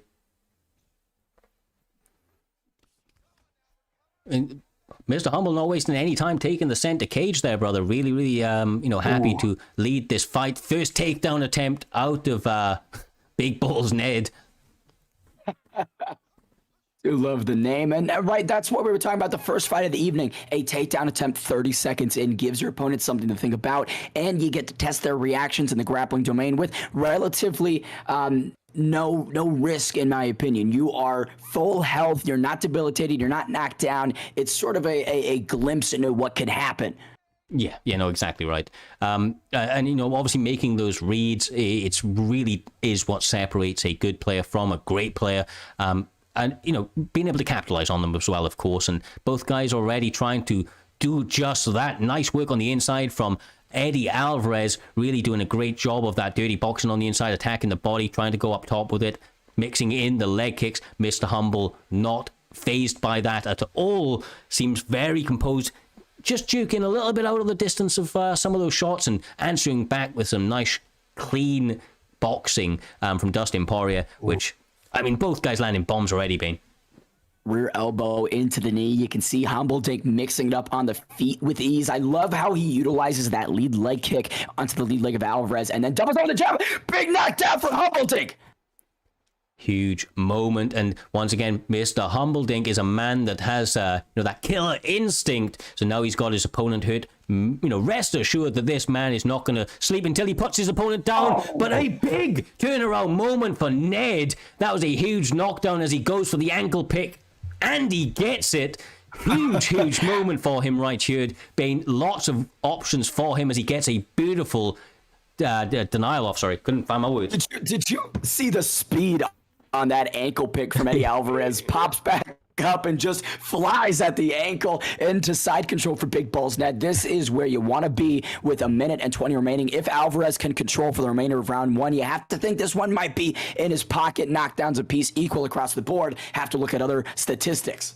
Yeah, he's doing a great job right now, and he gets the crucifix with 50 seconds left on the clock. This is a dangerous position to be in. Great work for Mr. Humble getting out, but he is still in dangerous water, Bane, as he moves across into that side position, continuing to jockey. Great scrambling, but once again, Eddie Alvarez raining down ground and pound and moving over into half guard with ease. This is really good work from Ned here, and against a talented grappler and Humbledink, that is confidence building as we approach round two. It really is. He's used a lot of cardio in this round, though. I'd be interested to see the, recovery that he has going into this second round. That was a lot of energy to expend in that first round to, definitely get it in his favor. However, Mr. Humble, being the veteran that he is, maybe looking to weather that early storm, take it a little bit later. Look at his cardio coming in. Oh, it's actually recovered very well. I'll eat my words right there, Ben. Oh, big combinations from Humbledink to start things off. Again, the right... Oh! Knockdown for Ned, but once again, the up kick is there for Humbledink. That is the true testament of an elite player. If they're camping that up kick, Big Balls Ned now fails to it twice. We'll see if he gets another knockdown, if he falls again. Yeah, it's hard not to, man, that the up kick of doom. So many opponents fall foul to that, stopping them getting that finish, and Mr. Humble's got it perfectly so far, keeping him in this fight and trying to get something going in the striking realm, working the body any which way he can, which starting to play slight dividends, although a lot of the major damage coming from Mr. Big Balls over there, Ned landing a lot of heavy shots. You could see a bit of a strike. Once again, the up kick there for Mr. Humbledink. Ned shoots for the hips. Can he secure this takedown? No, he cannot. Humbledink pummels out now in this clinch position, lands some shots on the inside, but another pullback elbow. Humbledink has to be wary of it. Good De La Hiva guard. Get up. 3 minutes remain in this second round. Yeah, he's got to be wary of those pullback counters. He's gone to it a number of times. Ned seems very, very comfortable in them. Maybe watching some of those Great Missed Bobblehead videos with the Eddie Alvarez, getting a lot of work off. But once again, Humble is stalking from the center of the cage, looking to work the body with some kicks when he gets the opportunity. It's just the head health is a little bit suspect on both ends right now, Bane, and one big shot is really, really going to sit the other down. You can see Humbledink maybe a bit less confident about standing and trading in the pocket, utilizing more straight shots, trying to find that range again. Oh, elbows from Alvarez, the underground. Oh, he gets the body rock, answers back with a nice jab straight into the body kick, or the body roundhouse, I should say. But Eddie Alvarez, Big Balls Ned, answering back with a big uppercut and trying to close out the show with some ground and pound here. These guys fighting every single millimeter here, Bane, to get this finish. They are giving it all. Everything they have is on the line through round two. You can see Humbledink busted open courtesy of the Underground King's elbows. Those are sharp as hell, Cyrus. That they are, sir, that they are. Like you say, the blood is scattered across this octagon. Does not look too nice at the moment. Eddie Alvarez doesn't seem phased at all, calmly and composed as he stopped the transition, able to ride across into half guard, all just adding up in his favor, although that's a beautiful denial from both gentlemen. I mean, just back and forth action, and they're both so tired, so hurt. Bane, this is such a tough fight. Ed's done such a fantastic job through 10 minutes, in my opinion, has secured each of these first two rounds. And look at that control, keeping Humbledink down. Who does that to Humbledink? But I do want to say the official betting line, Ned is currently the largest underdog that we've had yet. 4% of the pot is going to him, only 70 channel points. Humbledink securing 96%. This will be a massive upset in terms of the odds. Yeah, somebody may have been in the know this evening. Ned is looking absolutely fantastic. The gnarly veteran, Mr. Humble, still trying to get the job done as he gets a stun there, Bane. Here comes Humbledink. Can he find the knockdown? Big moment right there for the red corner, but Eddie Alvarez knocks down Humbledink. Beautiful work downstairs to open up the chin of Dustin the Diamond Poirier. You can see Poirier winging shots. Humbledink is in do or die mode. Yeah, they are trying to kill or be killed. Nice slip off under that clinch attempt from Ned. He still finds himself pressed up against that back cage, but the stamina's looking good. The head health and the block, not so much though. Dustin Poirier needs one clean shot to land on the edge of the distance to get the job done. But a big sequence of shots from Ned to sit his opponent down once again there. How is Humbledink still surviving? That was a massive sequence right there. Big Pulse Ned goes for the level change and gets it. Humbledink secures the sprawl, but we saw the control from Ned in this position. That second round, right, the conclusion of it was Ned holding Humbledink here. Can he do it? He powers up now against the cage. Firing away nicely, Mr. Humble, emptying everything he can. 2 minutes 35 on the clock and sits him down once again. These straight shots are beautiful, but the up kick there being just perfect and keeps him going just over and over. The up kick of Humbledink. What a move that no one anticipated. Mr. Humbledink pulling all the tricks out of the sleeve. He's got 2 minutes to find a way to secure the W, but when he got Eddie Alvarez riding in side control, that's easier said than done, Cyrus. Yes, sir. And with the stamina, the head health so depleted at this late stage, he's now going for what I believe, I was going to say is a necktie, but was able to be denied relatively easy, decided to bail on it in order to maintain position. Intelligent move, he's going to be pretty happy, I would imagine, to ride out this position, Bane. He doesn't need to take a lot of risks, able to hold it with, pretty comfortably as he moves across, and a minute left now to really get it working, but Humble somehow finds his way back to his feet once again. Look at the stamina of Humbledink. He has nothing left in the gas tank. 1 or 2 strikes will put him away for good, in my opinion. Underground King looking fresh as we approach the final stretch. Mr. Humbledink taunting the gamesmanship from the Englishman still there. He's got to find one big strike to get the hand raised. Can he do it? No! Cheklev sits him down! It's so tough to get anything going at this stage. I mean, the fact that he's even still in this fight with the head health and the stamina the way that they are is just a testament to how dangerous and how much of a veteran that this man is. But it looks like Ned is getting his hands raised. That was a big, big win for the Underground King. Like you said, Eddie Alvarez getting the job done in primetime once again. Big, big job, you've got to imagine, as we see the highlights all go into the favor of Eddie Alvarez. It's just, it was outclassing Humbledink at his own game, right? Inside the pocket. Humble is so strong, but the Underground King stronger in this one. I mean, beautiful performance. Have to mention, I'd love to go back and count how many up kicks landed on Big Balls Ned, because that was definitely funny. But at 155 in this bout will be the Underground King getting a hand raised. Dan Miragliotta raising Eddie Alvarez. Big Balls Ned fights his way into the quarterfinals. Yes, sir, and that was an incredible fight that takes us right on to the last fight on the right-hand side of the bracket. We're going to be having 2 straight killers matching up in this one. LW Rietbe up against Karts. Both guys well known within the scene. They have phenomenal abilities in all regards, whether it be on the striking realm, whether it be on the ground, just the ability to take the fight wherever it needs to go there, Bane, which is, a massive, massive ability to have in your favor.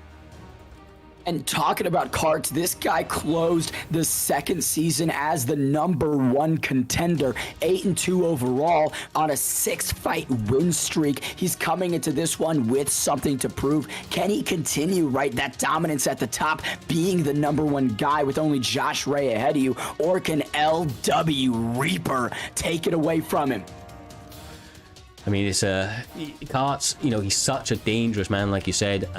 He really, really is going to have to put it all together here this evening. Those LW boys have been on the up and up as of recently and doing fantastic work all round. Appears that we may be getting in the age-old Dustin Poirier matchup to close out the last round of the lightweight weight class. But these 2 guys are straight-up killers there, brother, and I can't wait to see what they get, what they got in store for us. Talking about LW Attican taking on Naz at the top. Now we get to decide who faces Ned. Will it be LW Reaper, or can Karts continue to thrive in prime time? Referencing the official betting line, the new largest underdog on the card. We've replaced Big Bull's Ned at the 4%. Karts 3% of the pot going to him. Only 40 channel points. LW Reaper netting 97%.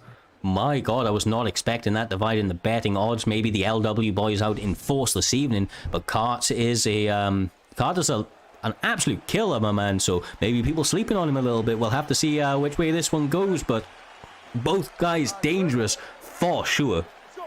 Dan Mergliotta getting us started once more at 155 for the final time today. We'll say Reaper in the blue trunks, Karts in the white.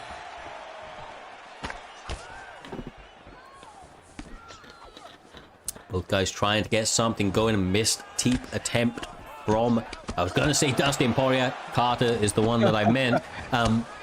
Attacking the legs, definitely a nice tactic to have going into this fight, especially early on. That's 2 or 3 leg kicks landing nice and cleanly, and with a couple of missed shots going behind it for Carter, that's got to be confidence building for Reaper. He's definitely getting the better of the work off and not discriminating between the legs, the body, and the head so far, Bane. Beautiful work. I have to say, massive shout out to ESFL for the raid. Hope ESFL 127 went well. We'll check in with the boys after and get the results. Reaper now against the cage in this clinch position, separates momentarily. Karts has done good work, but at range now in this pocket position. We'll see if he can still thrive.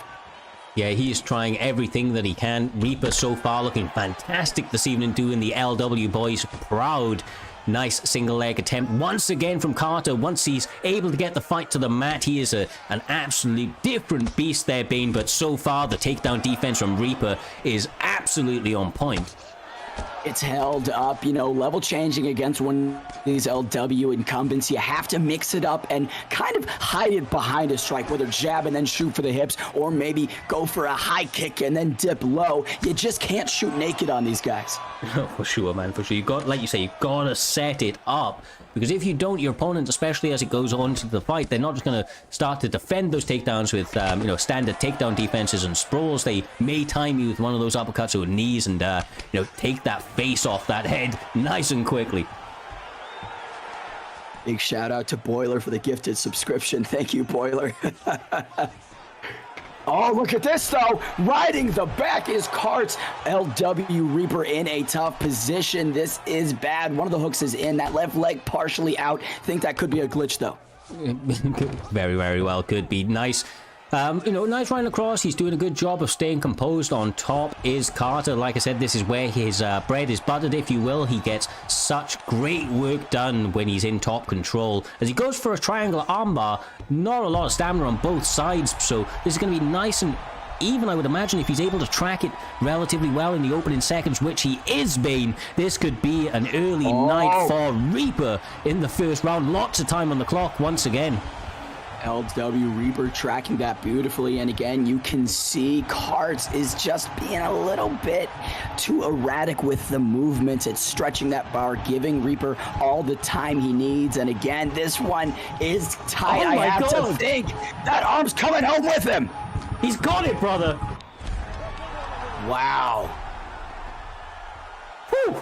My God, I was not expecting that submission. Once again, I said it, he's able to get the job done here, whether it be the submission, the ground and pound.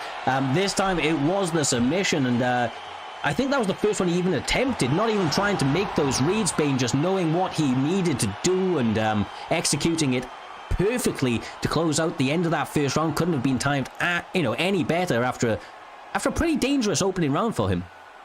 We'll say maybe that's why LW Reaper was so cognizant of the takedowns and defending them, because he knew, hey, if this goes to the mat, Carter is going to have the edge. Beautiful finish to punch the ticket into the quarterfinals of the Primetime Grand Prix.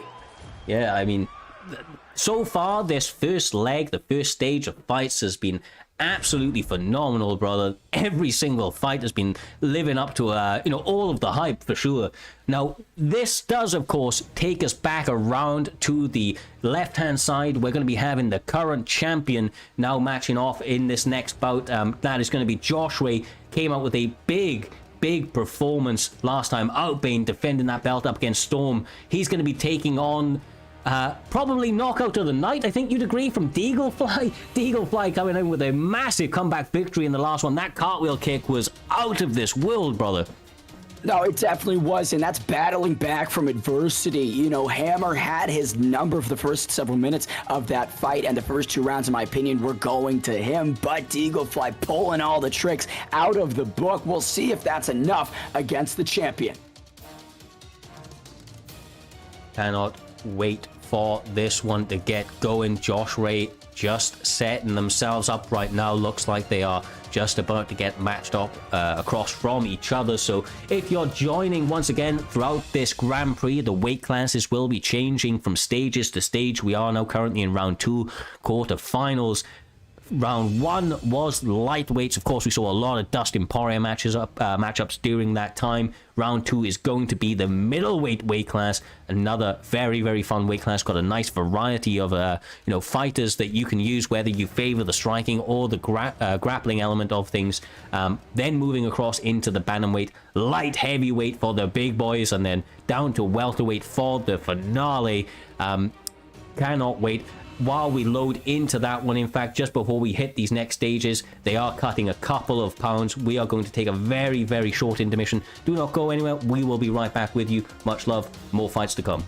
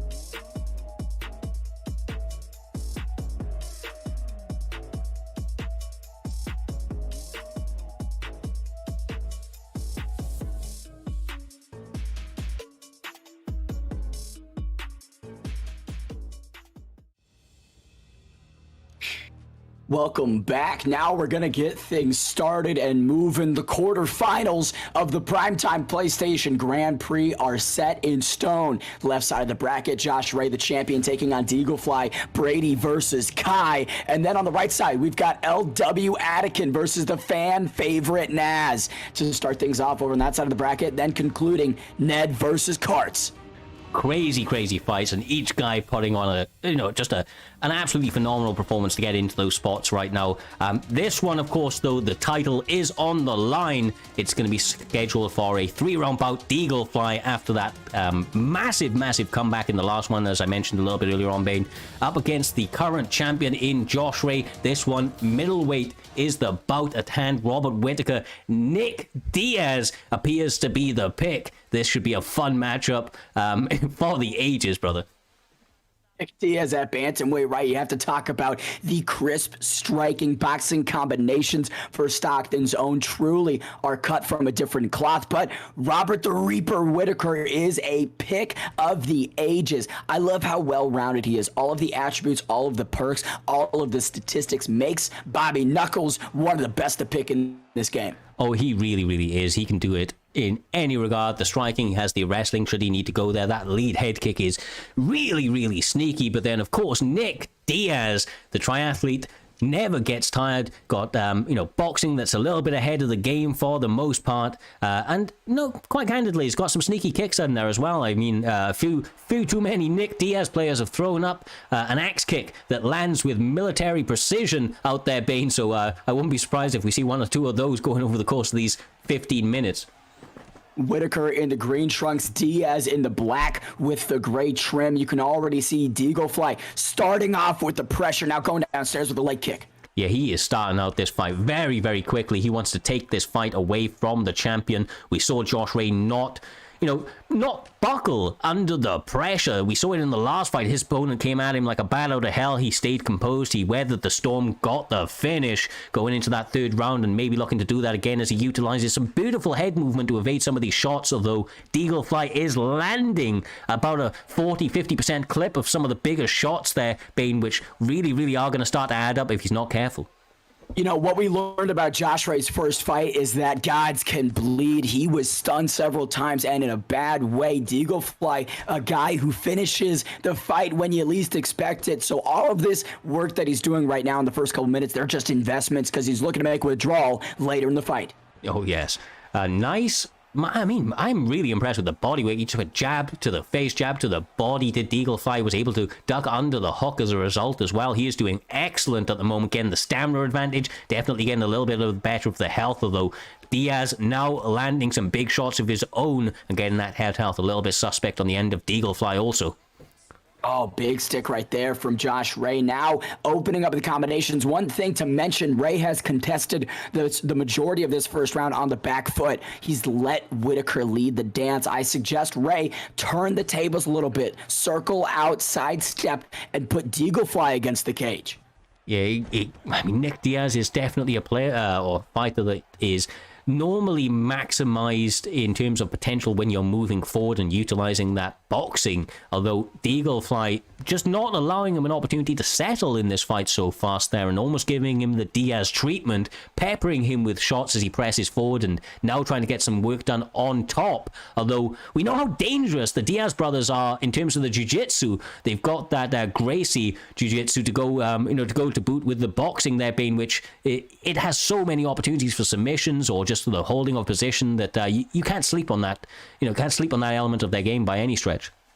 You really cannot. And now with Nick Diaz in side control, 60 seconds remain. The submission window is definitely expiring, but Josh Ray putting up a Kimura attempt to close out the first round. We'll see if he can get it. Does he chain? Yes, he does, Cyrez. Yeah, the chain is, great for adding a little bit of an increase in terms of the submission bar itself, although it does allow your opponent to then escape that position a little bit more easily.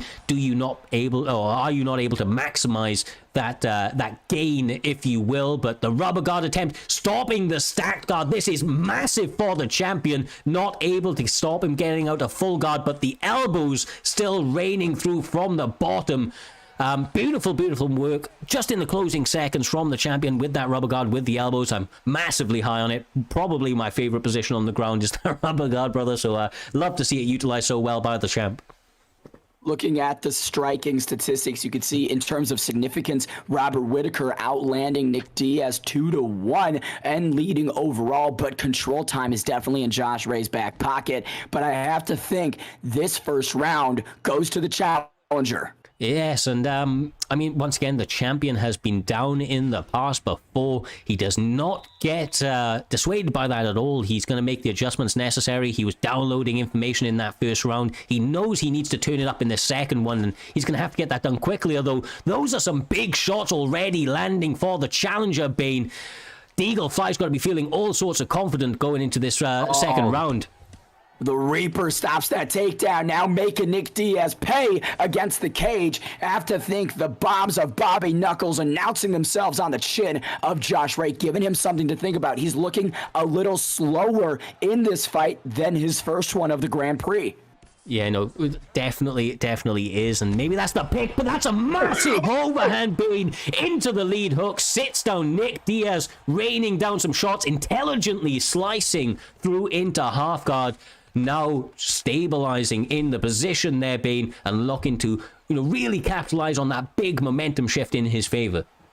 Josh Ray is experiencing adversity. That is what we are seeing right now. This is where you get to prove whether or not you're a true champion, how you rally back from obstacles.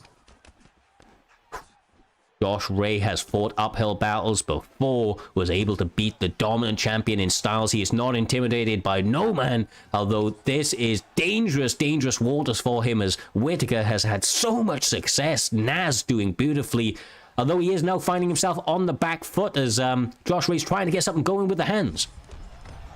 But the power of the Reaper is still there. Big lead overhand misses. Josh Ray wise to it, ducks right under, but still, in terms of firing in the... Oh, this could be it! That was a beautiful hook. The follow-up shots on the bottom, not quite enough, but the precision on the feet for Naz is on another level. Deagle Fly is doing phenomenal.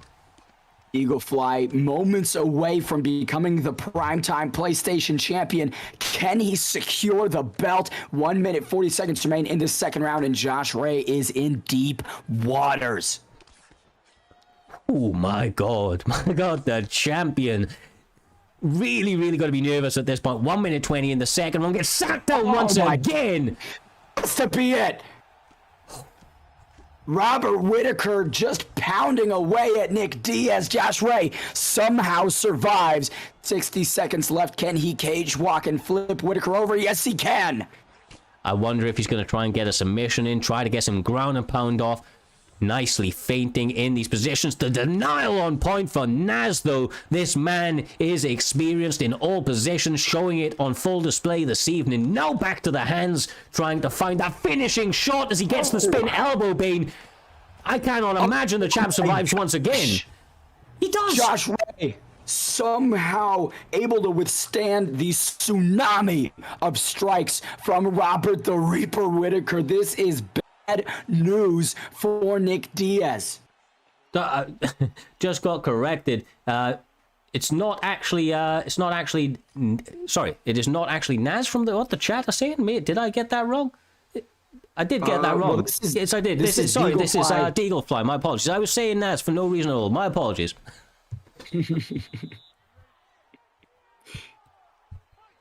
Second or third round, I should say. Wow, they went back very quickly. I got a little bit of information from the back as well. Just got informed from Doctor that Josh Ray actually used Diaz to beat Styles in the same weight class, when he was able to capture that belt. So obviously very experienced with Nick Diaz, although this pick not going his way right now. The shots are so on point for Deagle Fly. Just everything landing picture perfect there, Bane. We talk about the Diaz chin, the Diaz durability, but Josh Ray has been tested severely in this one. Looking at the significant strikes landed in terms of numbers, 33 for Deagle Fly. That is a ton of power. Once again, knocks him down. This might be it. That is it. And no, Deagle Fly captures the title in round 3. I mean, from the comeback victory against Hammer to capturing the belt up against Josh Ray, Deagle Fly, the dark horse of the competition, now the champion, Bane, in a shutout performance, not wasting any time, not giving an inch, a millimeter, just clawing his way to that belt and securing it in a big way. That was a performance and a half from Deagle Fly, something that you and I could not have expected based off of his performance in the opening round of this Grand Prix. And look, that's reflected to some extent, or rather it's not. Look at the predictions. 94% of people predicted Deagle Fly to upset the champion. They knew what we didn't, Cyrez. That's crazy, man. Maybe it was just after that big crazy finish at the end of the first one. You know, he went out there and was able to get that cartwheel kick to close out the first one. This one, though, I mean, that was just on some next level. I mean, it's hard not to keep your eye out for this man now. He is the champion, deservedly so, in a big, big way, putting it all together with Robert Whittaker. I mean, that guy's got to be feeling on top of the world now. Got the gold. He has to compete a minimum of 2 more times if he is able to hold on to it. We're now going to be moving on to the next bout, of course, to find out who's going to be fighting the new champion. Is it going to be the, the ever dangerous Kai? Is it going to be, of course, Brady? We are about to find out as these guys are lobbying up and about ready to go there, brother. You know, some say it's easy to become the champion, but much harder to stay the champion. Absolutely. The next couple fights for Deaglefly will prove whether he deserves the belt or not. Brady versus Kai, though, I mean, these two competitors could really be champions in their own way. So there's a lot at stake here, but Kai, you know, he works so hard to get better at the game, hone the skills, fine-tune things. Brady has abandoned the grappling, it seems, for this Grand Prix, and that was his strongest attribute, in my opinion. So we'll see if he gets back to that in this quarterfinal.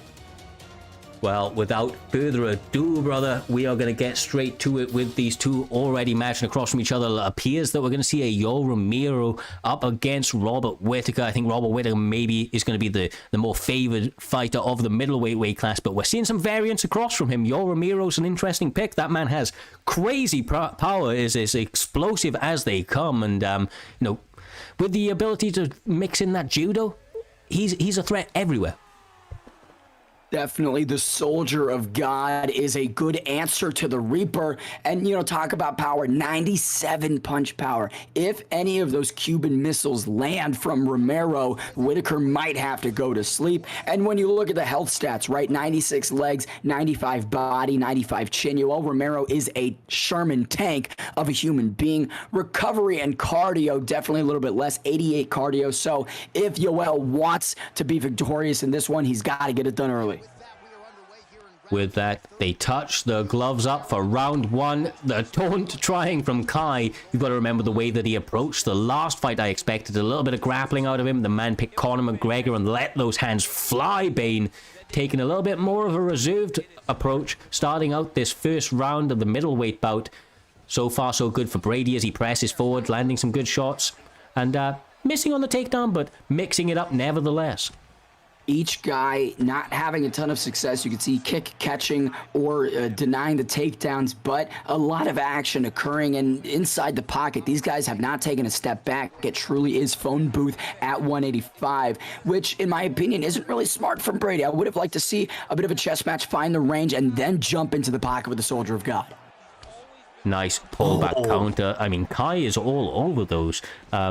We saw it in his last fight as well. His ability to pull counter, he's obviously been working on the striking and having a lot of success with it so far. Last time we saw him use it in terms of forward pressure. Now he's trying to take a much more reserved approach. Goes for the takedown, almost eats a knee for his troubles, but able to secure that single leg straight across into the half guard. And nice work on clamping that position as he works over into side control. Yoel Romero, of course, having the Olympic experience within the grappling domain, not a guy you want to tussle with on the canvas. We'll say 96 ground striking. If Romero can posture up and land some damage, it will be lethal on Bobby Knuckles. Nice work, 2 straight shots, and every single one of them from Yoel is incredibly tough to take. Robert Whittaker has a chin, but can't take too many of those shots, or otherwise, Yoel's going to turn those lights out very, very quickly. Once again, Kai postures up in this full mount position. Just not good news from Brady, but he's being patient, right? He's not blasting out his stamina, trying to transition out. That's exactly right. I mean, although, we're seeing Kai doing, much better work overall, he is using a lot of shots at the moment. He could start to gas out if he does continue that sort of pressure, but so far, so good for him. He seems to be managing himself, very, very well, and able to maintain these positions with, pretty easily so far. He's riding them out pretty nicely. 50 seconds remain. Get up right there for Brady. Now back to the feet. We'll see each guy pretty close in terms of striking throughout the first round. No big moments, but that front kick right there had a ton of significance behind it. Yeah, he landed 3 shots when he stood up that all, did major damage to the head of Kai, but Kai able to compose himself, now landing some beautiful shots from the outside, trying to pick apart Brady as he starts to try to close that distance. Although Brady's not giving him a moment's moment to breathe here, just really pressing him up against that cage, landing to the body over and over again. What a first round from both competitors. You can see Yoel Romero with 34 strikes overall, definitely outlanding Robert Whittaker. And in my opinion, you recognize the advantages Kai has on the ground. I anticipate in round 2 he's going to go back down there very quickly. Got to imagine so. Plays dividends as the fight goes on, attacking that body. Not only just to attack your opponent's stamina, but as you mentioned, to get your opponent to drop their hands a little bit, right? If they're starting to be concerned about their body health, how compromised that is, how much damage they can take, and that sets up those massive shots to come across and over the top and start to decapitate your opponent. Brady has shown it time and time again as well. His ability to come back from some adversity is second to none, and his striking can be on another level. He makes adjustments very, very well and has some chambered combinations which are to be rivaled by anybody. Nice catch on the kick, presses him up against the cage, and Kai gets the takedown once again. That's a big one for him. This is where he gets his best work done. Trying to hold the side control, not able to do so as Brady manages to recover the half guard. The defense so far so good on bottom, although Kai is a presence to be feared in these top control positions. He's so good at holding them and working you from any opportunity he can. Oh, now we can see a submission attempt from the Soldier of God. Can Kai tap out? Brady not really there on that attempt. You can see Whittaker wise to it, not tracking good enough, but still downloading data. That's right, and the more he downloads, the more he's able to expose his opponent's weaknesses, especially with so much time to work on the ground here. The stamina incredibly low. This is the first submission, so a lot of the time it's just to make reads, but with the stamina as exposed as it is there, Bane, this could even be the one to close the show, should he be able to continue to track it as well as he has been able. Arm triangle, really powerful, but Kai still not tracking it well enough. Seems that the escape bar will be met, but I mean, as the submission progresses, that red bar is climbing quick. Can Kai get it done in the second round? Oh my, he has, brother. He's got it. What a submission. The narrowest of margins, my man. That we'll have to take a look back at it. It seemed that the escape bar had such a lead that there was no way the Soldier of God could bring that one back, but Kai on the sticks able to get it done, and he didn't even have a chance to tap out. He went to sleep. I mean, he was so close to escaping. I don't blame the guy, but Jesus, Kai just out here, just taking bodies, brother. Just taking bodies. I mean, that was a big win for that man right there. And another statement made by Kai. He's had 2 exceptional performances so far in this Grand Prix, and now gets to contest for the title in the semifinals. Kai could walk away from this thing with the belt. If his success keeps up, Yoel, Soldier of God, Romero victorious in the quarterfinals. That's the left side of the bracket. Cyrez, it's time we go to the right side. Yes, sir, and it is heating up as we move through these fights. I mean, these guys absolutely, living up to all the hype as expected there, brother. This next fight, of course, is going to be between 2 killers. The man, the myth, the legend himself, Naz, is going to be stepping out in this one. This time he's actually fighting. I'm not just saying his name either, so it'll be good to see him in the cage up against the dangerous UFC Turkey, also known as Atakan, LW Atakan. These guys have all of the skills to pay the bills. Middleweight is the chosen weight class, as we're about to see an interesting matchup. Robert Whittaker, never mind, they've mixed up. Well, I think we're having a Robert Whittaker mirror match. I thought we were going to see a Jared Cannonier right there. Jared, the Killer Gorilla, could have been a great pick. I mean, he's got so much power at 185. And again, you look at the somewhat debilitated chin of Whitaker. It's pretty decent, 92 overall.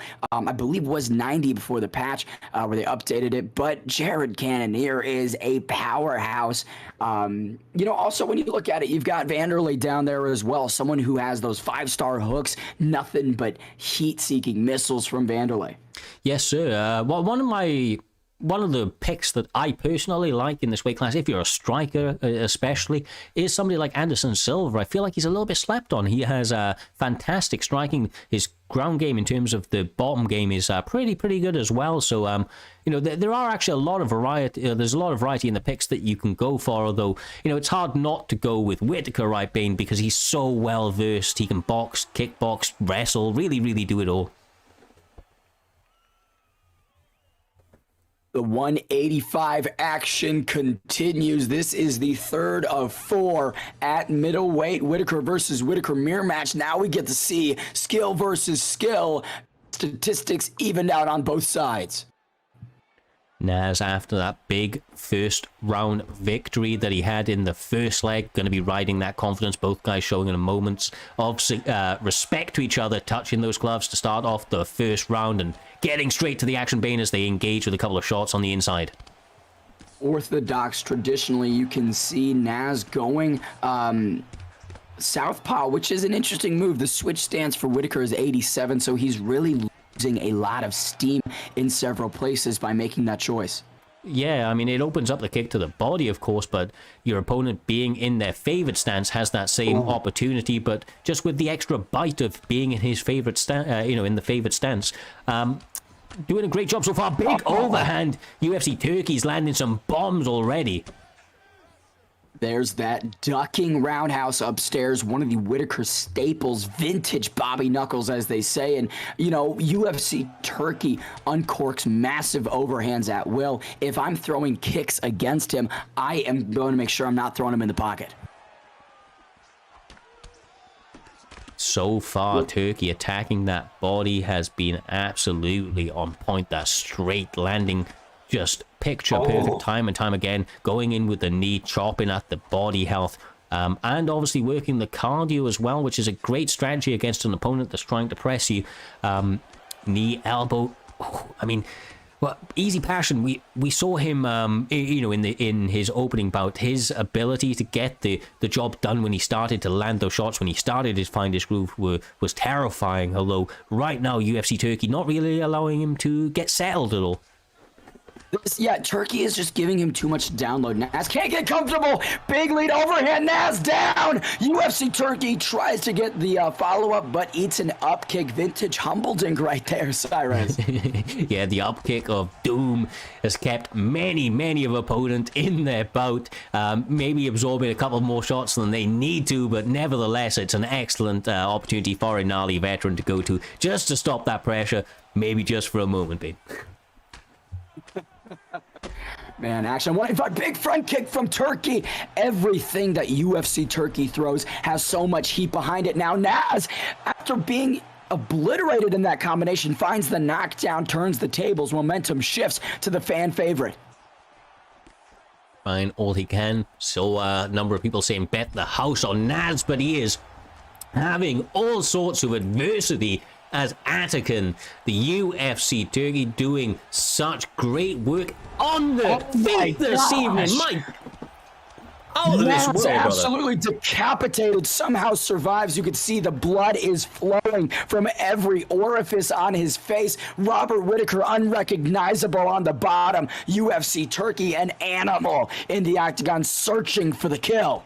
I mean, I've seen this guy do this sort of thing on the ground before, but I've never seen him be such a threat on the feet. I mean, he is showing new ripples to his game this evening to me that I didn't know were there. I mean, this is absolutely phenomenal work.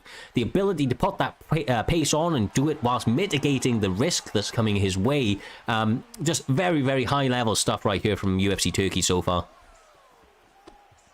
You know what it is? It's that was the first round. Cyrus once again. Naz heard that's it. That is it. Flash KO to start things off in round 2. UFC Turkey blasts through Naz. Out of this world. UFC Turkey not taking prisoners here this evening. Just, I mean, running through people, brother. Just running through people. That was scary, scary stuff. Naz just couldn't get his footing in. There was zero ability to make the reads. Too much, too quick from UFC Turkey. Naz overwhelmed. The puzzle that is Anakin continues to impress as he solidifies his ticket into the semifinals. Yeah, I mean, just out of this world, brother. Out of this world. Cannot wait to see what he's able to do. His only, I think, like some of his only losses in last season. I don't actually have his stats to hand, but I do believe one of his only losses was to the previous champion when he was when he made it to that position. So this man is, incredibly dangerous, and he has shown it here time and time again. What a way to kind of secure that next step towards the belt on this right hand side, the side of the board. So far, so good for him. Gonna be feeling phenomenally good after that performance, brother. And gotta imagine. I don't know who's the favorite so far. We've got Kai, we've got Anakin, we've got Deagle Fly. There's so many killers already. In that kind of final bracket that we're heading towards. We're about to find out who's up next. Of course, Nedo Karts, but each and every guy really living up to the hype so far. Looking at the betting line as it's occurring, Karts securing 100% of the pot right now, 500 channel points. Nobody putting anything on Big Balls Ned. Have to think, Big Balls Ned shut out Mr. Humbleding in a 15-minute war. Humble had his moments, but that was a big performance from Ned. Surprising that there aren't more people throwing some channel points his way.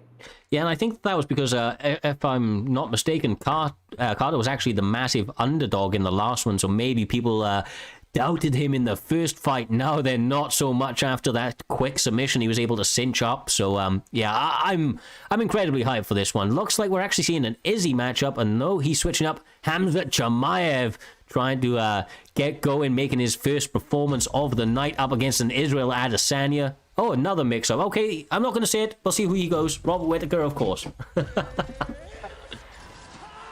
Either way, Robert the Reaper Whittaker stands across the octagon from Israel.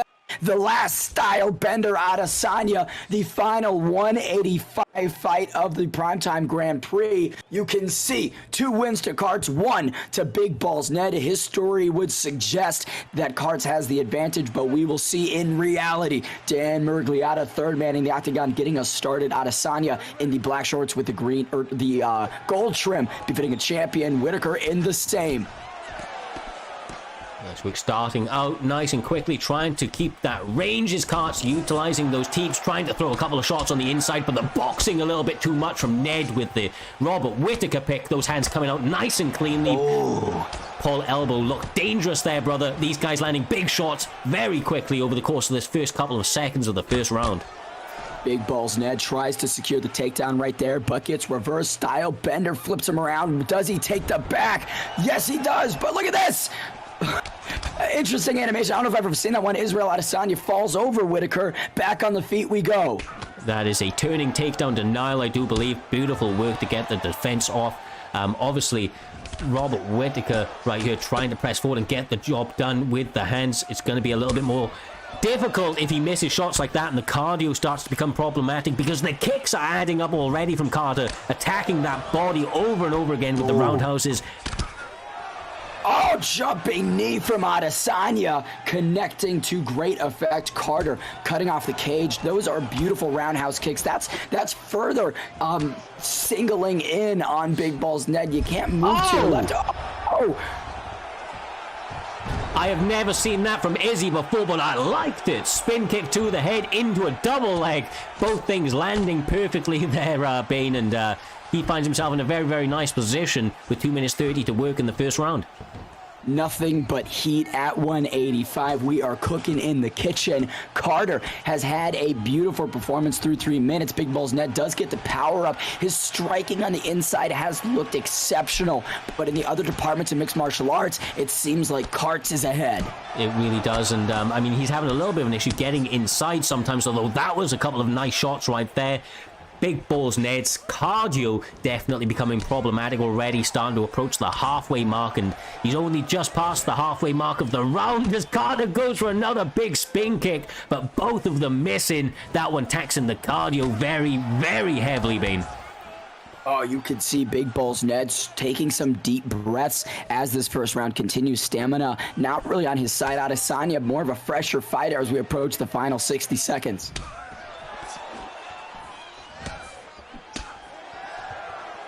Pressing forward, it does not look like Whittaker wants to give Izzy any space, which is actually an intelligent move, but right there, the flying knee perfectly timed from Carter's Bane. What an opportunity, not able to get the finish, but so close. My gosh, Big Balls Ned suffering at the end of this first round. Can Carter find the finish? Big ground and pound from Adesanya. Whittaker somehow survives. What a massive statement made in the closing minute of this opening round. Oh, that was a stun at the end there as well. You didn't get to see the screen, of course, change, but you can hear the animation, that knee to the face. Another stun. I don't know if that would have counted in terms of the on the actual statistics. You've got to imagine so, though. Big lead going for Israel Adesanya in this third round. Gotta be careful not to get, walked onto a big overhand or something from Whittaker, because he's looking so good so far. And everything Big Balls Ned has tried to do is just being nullified defensively. Karts understands what Bobby Knuckles wants to throw and is able to defend against it. The guard is there when Big Balls Ned goes upstairs, and the counter's there when he dips low, right? Those hooks to the body, he's been caught several times trying to throw them. Yeah, I feel like Karts actually made a lot of the reads that he needs to in order to, get his best work on the striking done. Although it looks to me like he's starting to fish a little bit for something fancy, and that can be problematic, especially with somebody that has the power and the boxing of Whittaker. He's not dead yet, and you need to pay that man a little bit of respect with the power of the hands. Otherwise, you could get those lights turned out. Well, we've seen several times, of course. Never mind, brother. That is it. What an annihilation by Karts. Israel, the last style bender styles all over Big Balls Ned. Yeah, I mean, Carter's showing up and showing out this evening in a massive way. Israel Adesanya done with class, done with style, as you mentioned. Big body rip to close out the show. And he advances to the next stage, brother, with a big win. That is a true performance for the ages. You could see Karts just found the timing, and his combinations flowed just a bit better than Big Balls Ned. Ned seemed to step behind, and I guess I haven't played UFC 4 in a while. Israel Adesanya's character looks like Paulo Costa with all that muscle. God, he's bulked up in the game. Yeah, probably been on that horse meat, been talking to Alistair over him or something. Definitely looking jacked going into that bout, but crazy fight, man. Both guys showing up. Karts, though, definitely seems to be honed in this evening, to say the least. I mean, just really turning it up this evening. And that, of course, now secures us for the next stage of the tournament. We are going to be having the current reigning champion, the new champion that just came out of the last one, of course, stepping up, defending his belt. Going to see if he's going to be able to continue to get the job done. I mean, obviously, Deagle Fly, that was a crazy way to win the belt, Bane. So I think he may be my new favorite going into this tournament. But with Kai stepping across from you, that's a tough old fight, brother. That's a tough old fight right there. Each remaining competitor is equally deserving of the title relative to their skills, records, history within Primetime. I mean, all four of these guys are straight killers. I wouldn't be surprised if anyone walks out with the belt, but Kai is someone who, you know, has fought his way to the top tooth and nail. He's been in the trenches. He's had defeats. It's a roller coaster of a career, but now it all culminates in the semifinals of the Primetime PlayStation Grand Prix. Can he realize the championship dreams, or will the belt remain with Deaglefly? We are about to find out, can he realize that opportunity? He's had an opportunity for Primetime Gold before, coming up just short in a decision against the previous champion, gone back to the drawing board, and he has looked phenomenal here this evening there. Bane, his ability to press forward on the feet as well as on the ground has been, you know, a sight to behold. Deaglefly, the new champion, having standout performances. Like I said, he would maybe the underdog of the night going, you know, coming into that first fight, but the work he has done since then has made a believer out of many as he goes into the semi-final bout. All to play for. Bantamweight is the weight class of choice going into this one, Bane. We're seeing Robert Whittaker up against Peter Yan. Robert Whittaker. Rob Font. Oh my gosh! Got a lot of weight, brother. A lot of weight. Different kind of Reaper, Piotr No Mercy Yan, a guy who steals souls inside the octagon, but the New England Cartel member Rob Font, equally lethal, has such good hands, right? The crisp boxing of Font versus the kickboxing of No Mercy. We've seen Yan train at Tiger Muay Thai, spending a lot of rounds with Rafael Fiziev and the like. I mean, each competitor coming into this with some serious steam. Exactly right. Deaglefly, you know, he seems to be right now trying to press forward. He's utilizing some good leg kicks to start out the fight. I think that's a big thing for him. Kai answering back with a couple of ripping combinations. I love this matchup.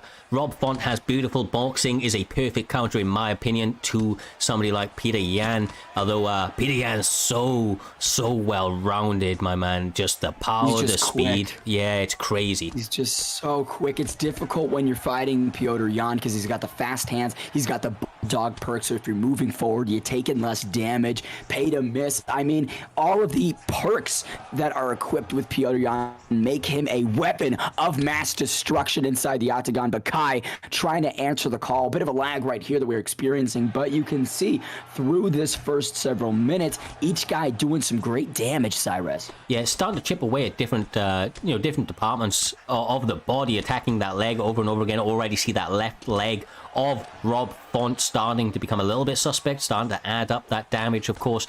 On the reverse side, the right leg of Deaglefly, but what a beautiful duck. I mean, the reflexes of Peter Yan on full display there in the hands of Deaglefly. Dexterity, motion, the ocean taking him to deep waters. Yan is look, he's a puzzle. Any player that has Yan in their arsenal, that knows how to play him, they become a puzzle to figure out. And you can see Kai is just a step behind through 3 minutes. Yeah, having some issues with it so far. The cardio becoming problematic. The feints are getting the better of him, almost freezing him up on the entry. Those are some good shots right there. Starting to get some respect back from Deaglefly, making him back up momentarily. But then he's straight back to it and chopping at those legs, Bane. My God, the work is beautiful with those leg kicks. The champion doing what a champion does, attacking all appendages. No part of the body is safe against Deaglefly, and crisp combinations upstairs. Kai's chin getting cracked and tested. Some nice overhands landed a moment ago from Kai, but a big front kick to the face from the champion. The block a little bit suspect now. Kai has been peppering the block a number of times. I mean, the amount of damage that these guys are sneakily getting in on each other, Bane, it's pretty impressive, my man. Every time I say one guy, the other guy's starting to bleed through on the other one pretty nicely. You can see stamina drain right there for the champion, but to your point, completely right. You blink and you start, you miss the head health go down by a significant margin. These guys doing such good work, and that's the speed of bantamweight. These cats are so quick at 135. It's hard to see all the strikes come through, but through 5 minutes, Cyrus, who do you have up so far? Oh, it's a tough one, my man. It's a tough one. I think I would probably lean towards the champion, but I do think it was a closely contested bout. What about yourself, brother? Definitely up in the air. I think the champion Deaglefly got round one, but it really just depends. You know, the statistics are so close, could go either way. Round two, starting things off, Deaglefly in the red trunks. You can see Rob Font Kai in the black with the red trim. Yeah, and he's starting to get active now, just like he did in that very first round of the second round of the first leg. Came out in that second round and just turned up the pace to 100, and that's what he's trying to do right now. Throwing combination after combination straight into the hooks, variating the angles, trying to catch his opponent out as he leans or, you know, zigs or zags into the wrong direction. But, I mean, these guys just absolutely throwing bombs on each other, brother. Standing and trading, this is just bleed through and through. You can see Kai maybe not necessarily cutting off the cage, but plodding his way forward and just like a zombie staying in front of you and not going down and returning fire. And his block's looking pretty good. He's been decent with the head movement. And look at those 1-2s just straight down the pipe, connecting on the chin. Big stun right there for Kai. We might be seeing a new champion right here. Deaglefly down, he pops out, no mercy, still in it, but Kai has done some serious damage in this second round. You can see he is hunting forward. He really is. He has to be very, very wary of his own head health, though. Never mind Peter Yan getting the single leg takedown with relative ease, pushing forward straight into the center of the cage, and a lot of time to work, although that was a beautiful denial from Kai. Using it to get back up as well. Nicely done by that man right there. No Mercy does have the stamina, in my opinion. Kai has been extending himself with these combinations, throwing 4 or 5 punches at a time, trying to break through that guard, but No Mercy connects upstairs. Kai eating shots. My the God. champion making the challenger pay, Cyrez. Yeah, that is absolutely crazy, brother. These guys unloading on each other, could be fighting in a phone booth. Or just not letting up at any moment. Look, we see Rob Font getting the advantage, pressing forward. Kai doing great work, gets his stamina low, decides to backtrack for a moment. Whew! I don't know which way this one's going to go. I mean, they're really, really throwing every single thing that they can at each other. This truly is a back and forth title fight, one for the ages. But you can see the left leg of Kai is in serious trouble. Big lead uppercut, though, stuns the champion. The chin of No Mercy is in shambles in round two. I don't know which way this is going to go. Everything's blinky, man. The left leg of Kai, the head health of Deaglefly. Kai obviously not looking so too much better in the head health department either, but with so much power in the hands, it only takes one to sit them down. Kai backed up, No Mercy coming with the strikes. This is perfect. That is it. The challenger is silenced. 18 seconds remaining in round two. They were not needed. The champion retains in an all-time great performance. Yeah, I mean, that was a phenomenal back and forth bout from the opening bell. Both guys putting on all sorts of action, but the champion rallying at the end, brother, to get that victory. That was a standout performance for Deaglefly, showing that he deserves that belt and he isn't intending on giving it up anytime soon, my man. Not at all. And once again, Kai was the number 7 contender at the conclusion of the season 2, 6-2 overall, riding a 2-fight win streak. And referencing the statistics, total strikes 78-76, 38-39. I mean, this was even on the cards before that finish. Man, what a fight that was. I mean, just absolutely out of this world. Both guys really, really showing up. I mean, look at the damage that they put out. It's so close, the narrowest of margins, and that's what you expect to see as the levels progress. The the margins between people normally start to get a little bit narrower and a little bit narrower. And right now, the champion Deaglefly really, really showing that he deserves to be here, my man. I mean, he has really stood out this evening. Just what performances, what fights. Just truly, truly phenomenal, especially getting through to that final now as the champion, beating the current champion. He's going to be feeling really, really good about himself. LW Anakin taking on the former #1 contender Karts in the last semi-final bout of the evening. This decides who meets Eaglefly in the final of the Primetime Grand Prix.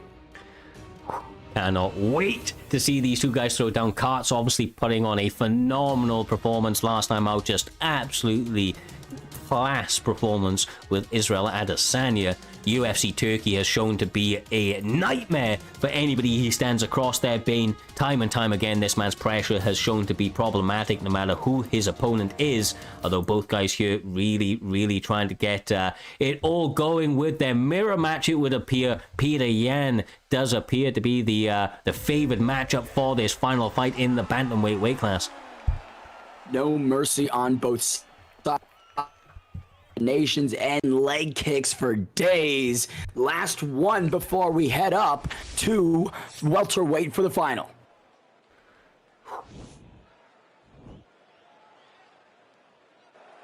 The stakes are high, my man. The stakes are high. It will be red trunks for Carter and UFC Turkey Anakin in the blow. I was waiting for the name to pop up.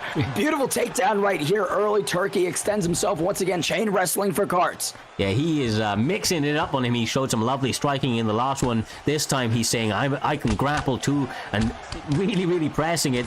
Getting very unorthodox with Carter. We don't normally see this sort of approach from him. Maybe trying to get a little bit Tony Ferguson out there and trying to just bamboozle his opponent with, a wide variety of strikes. Jumping switch kick from Jan. Haven't seen him throw that in the octagon, but now he's right in the back.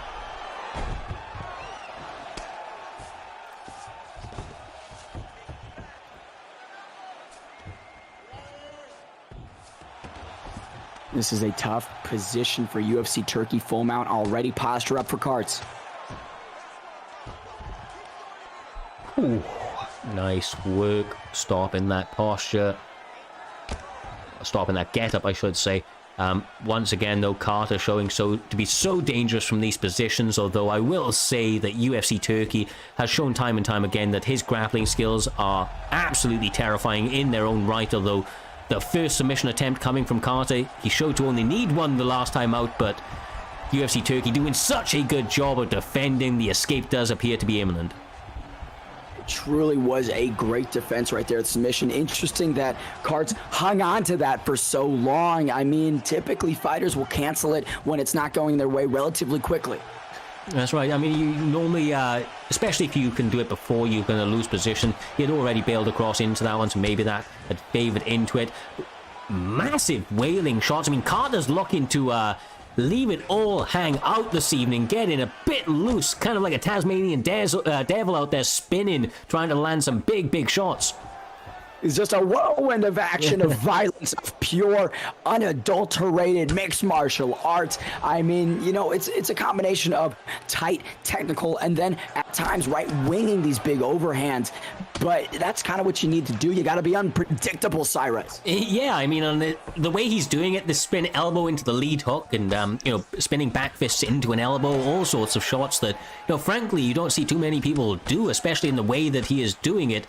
And we know from the last performance and many of his others that he has the ability to fight incredibly technically as well. So just the wide variety and the ability and wanting to display different approaches depending on your opponent may end up playing dividends for him, although Turkey seems to be landing the better shots so far, Bane. Big miss right there, not capitalized, but, both guys showing some good moments through the first 5 minutes. If that one landed, that could have been lights out. Second round underway, and, this is the last chance for the LW camp to punch their ticket into a potential primetime champion in their roster. Let's see if Anakin can make the most of this opportunity.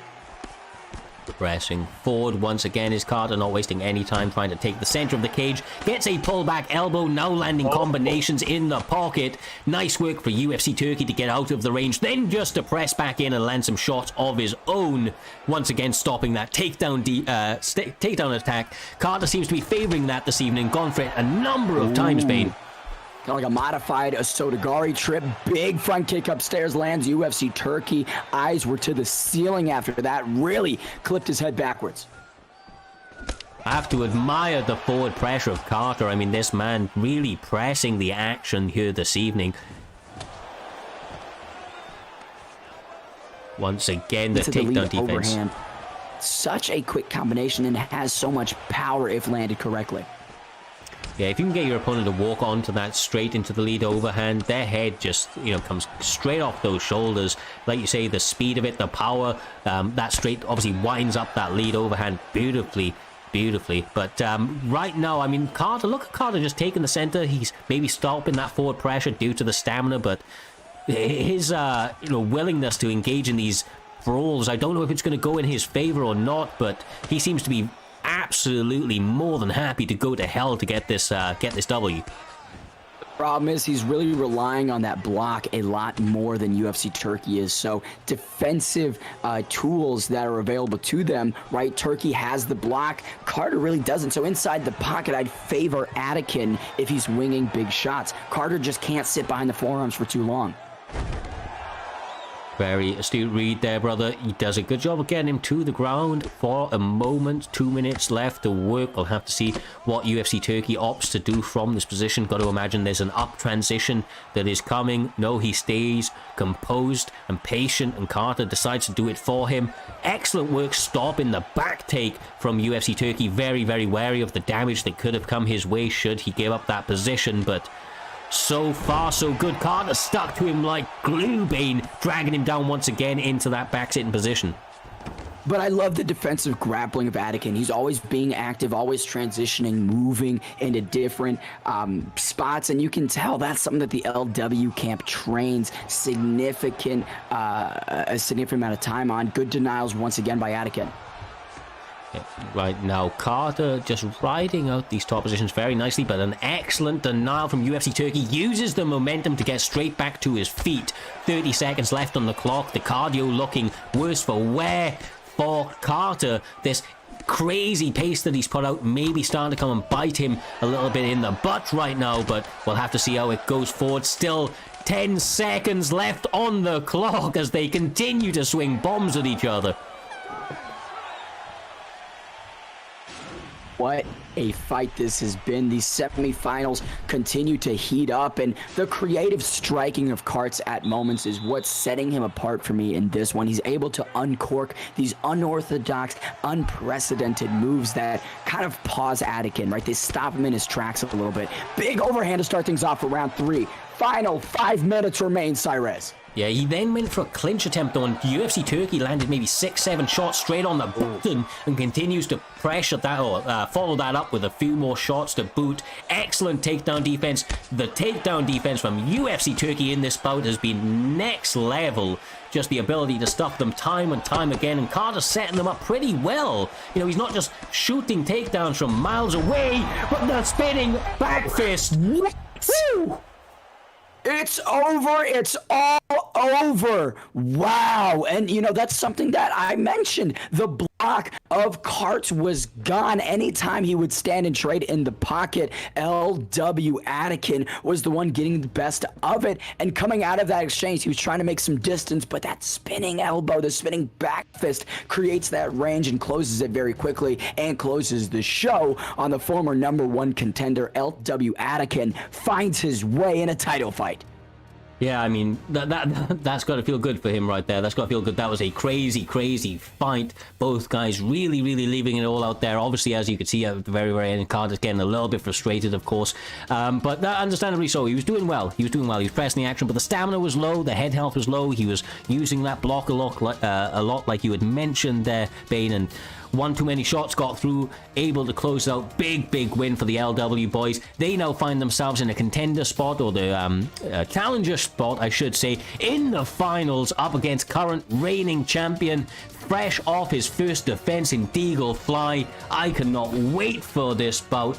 What are you expecting going into this one? I mean, it's gonna be fireworks, brother. May have lost Bane for a moment. I do apologize, but no, these guys absolutely are going to leave it all in the octagon. We saw Deagle Fly have the ability time and time again throughout this competition to weather some storms, land beautiful combinations in his striking, work the ground game as and when needed, and of course the ever dangerous UFC Turkey being doing work all throughout the community, the competitive landscape as a whole, ESFL, Primetime, many other promotions, as this man been putting in the work and getting some nice W's for himself and for his camp. This one definitely the biggest challenge to date. Gonna have to see what he's able to do in this final bout. As they set up to get into this one, we are going to take a very, very brief intermission for a 30-second period. We will be right back with you with the finals. Make sure to get your votes in. If you haven't already, make sure to hit that like button on YouTube. Follow the channels. The support is much appreciated. Until the finals, we'll be right back.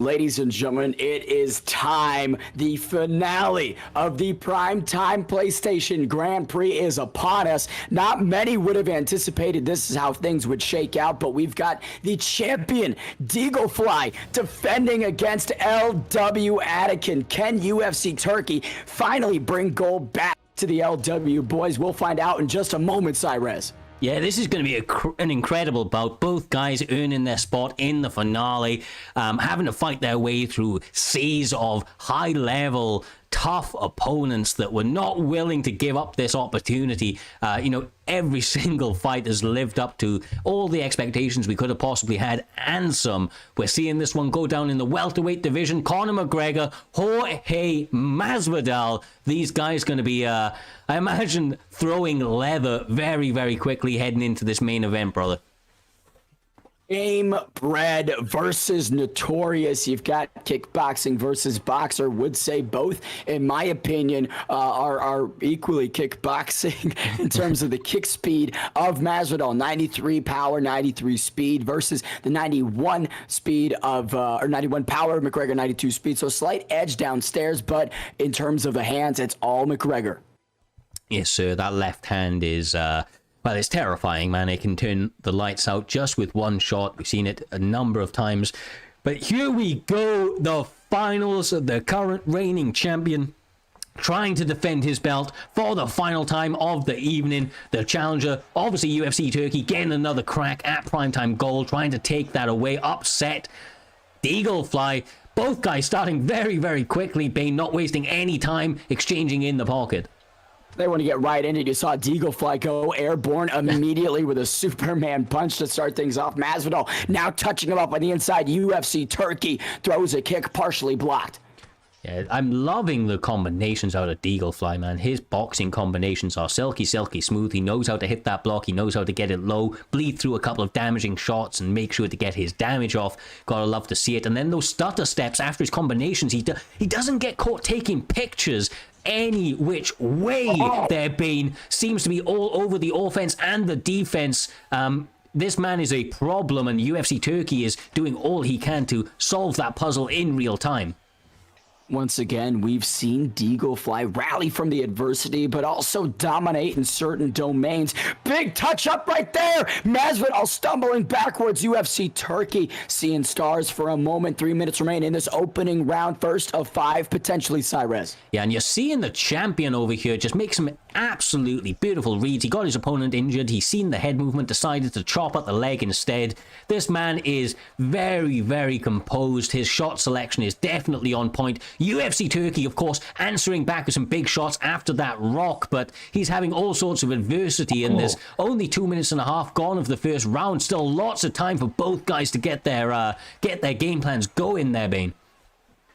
And it just seems it's a car crash at each other, right? So much action going on in front of us. He can't even look away. Masvidal eats a shot upstairs. Big knee to the elbow. Misses. McGregor also whiffs on a shot. Deaglefly has spent a decent amount of this first round fighting more on the back foot. It hasn't been the aggressor as consistently as I would have anticipated.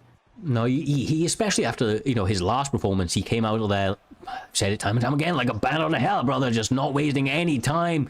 Full pedal to the metal, so to speak. But this may be the best approach from him. Conor McGregor doesn't have the best gas tank, and he's trying to get that early advantage on Masvidal and then look to, press forward. He's doing such a good job of getting damage off and not really taxing his stamina in the meantime. Masvidal winging over the shoulder with a big right hand, connects. Now lead overhand doesn't. McGregor so confident inside the pocket. You could see the champion Deaglefly not really too impressed with what UFC Turkey's brought to the table through 5 minutes. Yeah, I'm loving the feinting right now. He doesn't seem to be really, really concerned about too much coming his way. Definitely has to be wary of shots like that, though. A couple of short shots from Jorge Masvidal. That man has heaters in the hands, and it really, really does add up incredibly quickly. Although, so far, so good. The champion looking pretty decent doing those striking. Getting the stun almost... in fact, over double the significant strikes. Looking very, very good, although Jorge Masvidal is, a gentleman that's known for weathering storms. He's not an easy guy to put away out there. Obviously UFC Turkey's doing his damnedest to, like I said, solve that puzzle, brother. Solve that puzzle in real time.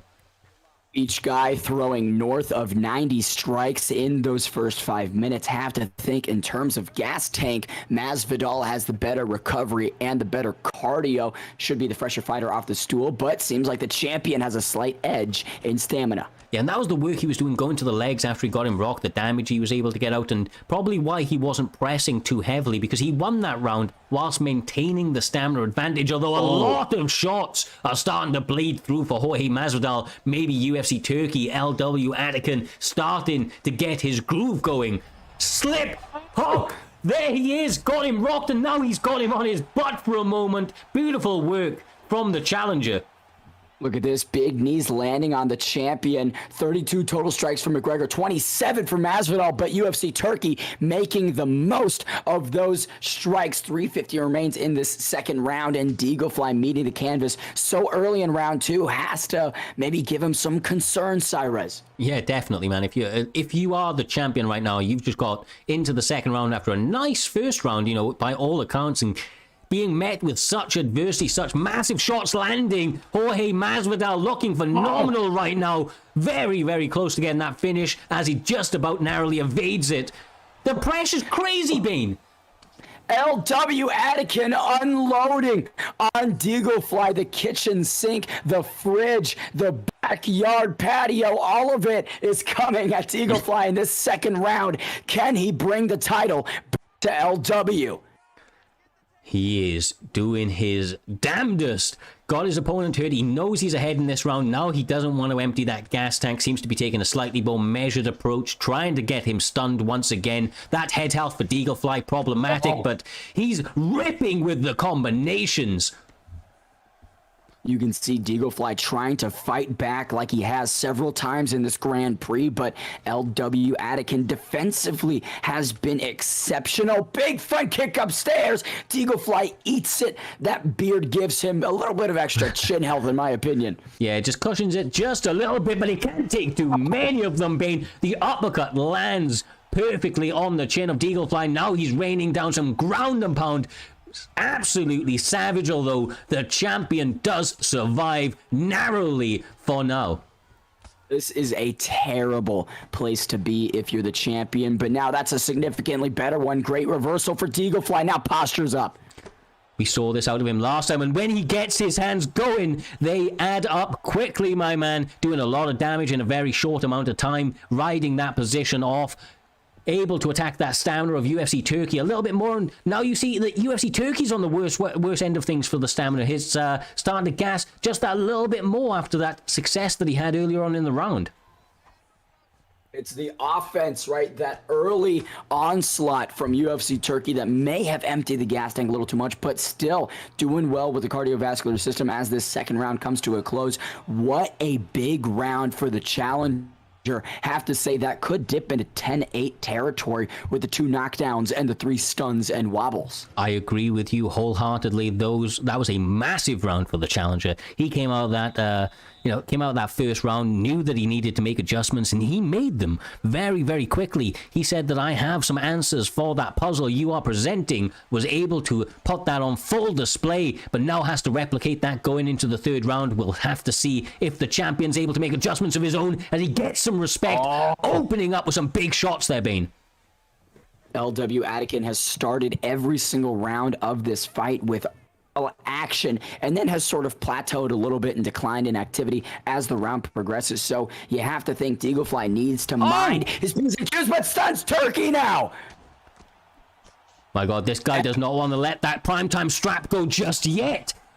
Stamina is empty, brother. He doesn't want it going out the door. Completely agree with you. LW Anakin now in survival mode. You can see the pressure from the champion is insane. 3 minutes, 40 seconds remain. Yeah, he is using that jab just beautifully like a piston, sniping it in his face over and over again, backing up perfectly. His head health so low, though, that Masvidal is just looking for that one crispy, clean counter to find the home once again, but he gets rocked. The champ is emptying it all. There's the issue. Deagle Fly is extending himself so much that one counter can put him to sleep. You can see Anakin being patient, searching for it. Can he find the finish right here? Brother, this is just on the edge. Both guys emptying every single technique, every trick that they have up their sleeve. In this third round, we approach the midway mark or just go past it. Both guys still trying to find that finishing blow and having a lot of success in their endeavors. It's a shame that only one of them gets to be the champion. Each guy displaying some serious championship heart. LW Anakin once again stuns the champion. Deagle Fly down. This could be it. No! Deagle Fly survives. Whew. I don't understand how. The MMA gods are smiling upon us here this evening. These guys giving us all of the action that is needed to conclude such an incredible event. Still got time left on the clock. Big duck under the spin kick as the challenger now marches forward and gets the finish. That is it. LW Anakin secures the primetime belt for the LW camp. What a performance from him. Good night, Deagle Fly. Whoo! And new UFC Turkey securing it in the final. That man looked phenomenal, start to finish. Deagle Fly, though, we are going to have to keep our eye on that man going forward. I mean, showing that he is a tough opponent, no matter the night, no matter the occasion. He really showed up tonight. You know, whether it be just for that 1 or 2 fights, he was the primetime champion. He now knows that he deserves to be up in that upper echelon, and I'm interested to see if these guys rematch at some point in the future, what they're able to get, you know, how that goes. But for tonight, there being UFC Turkey, the LW boys getting the job done in a big way, and new primetime PlayStation champion. Taking out the hype train, Mike Tran, in the opening round, progressing to defeating the fan favorite Naz in the quarterfinals, besting the #1 contender in Season 2 in carts, and finally decapitating the champion Deagle Fly. What a storyline this was for LW Attikin's rise to the top in the Primetime Grand Prix. A beautiful event all around. Every competitor gave it their best, and we have to run that finale back at some point. Oh, I cannot wait for it, my guy. The overall performances put on tonight were out of this world. Truly a pleasure to call these fights along with you. We are going to be back with you now, of course, on Monday, 3:30 Eastern. That is 8:30 p.m. British Summertime, or Greenwich Mean Time, GMT right now. Until then, we are going to be pushing the love forward into the community, hitting the raid. Make sure to follow that up. Obviously, show some love within the UFC 4 community. From myself, Bane, and everybody within the Primetime staff, stay safe. We'll see you in the next one.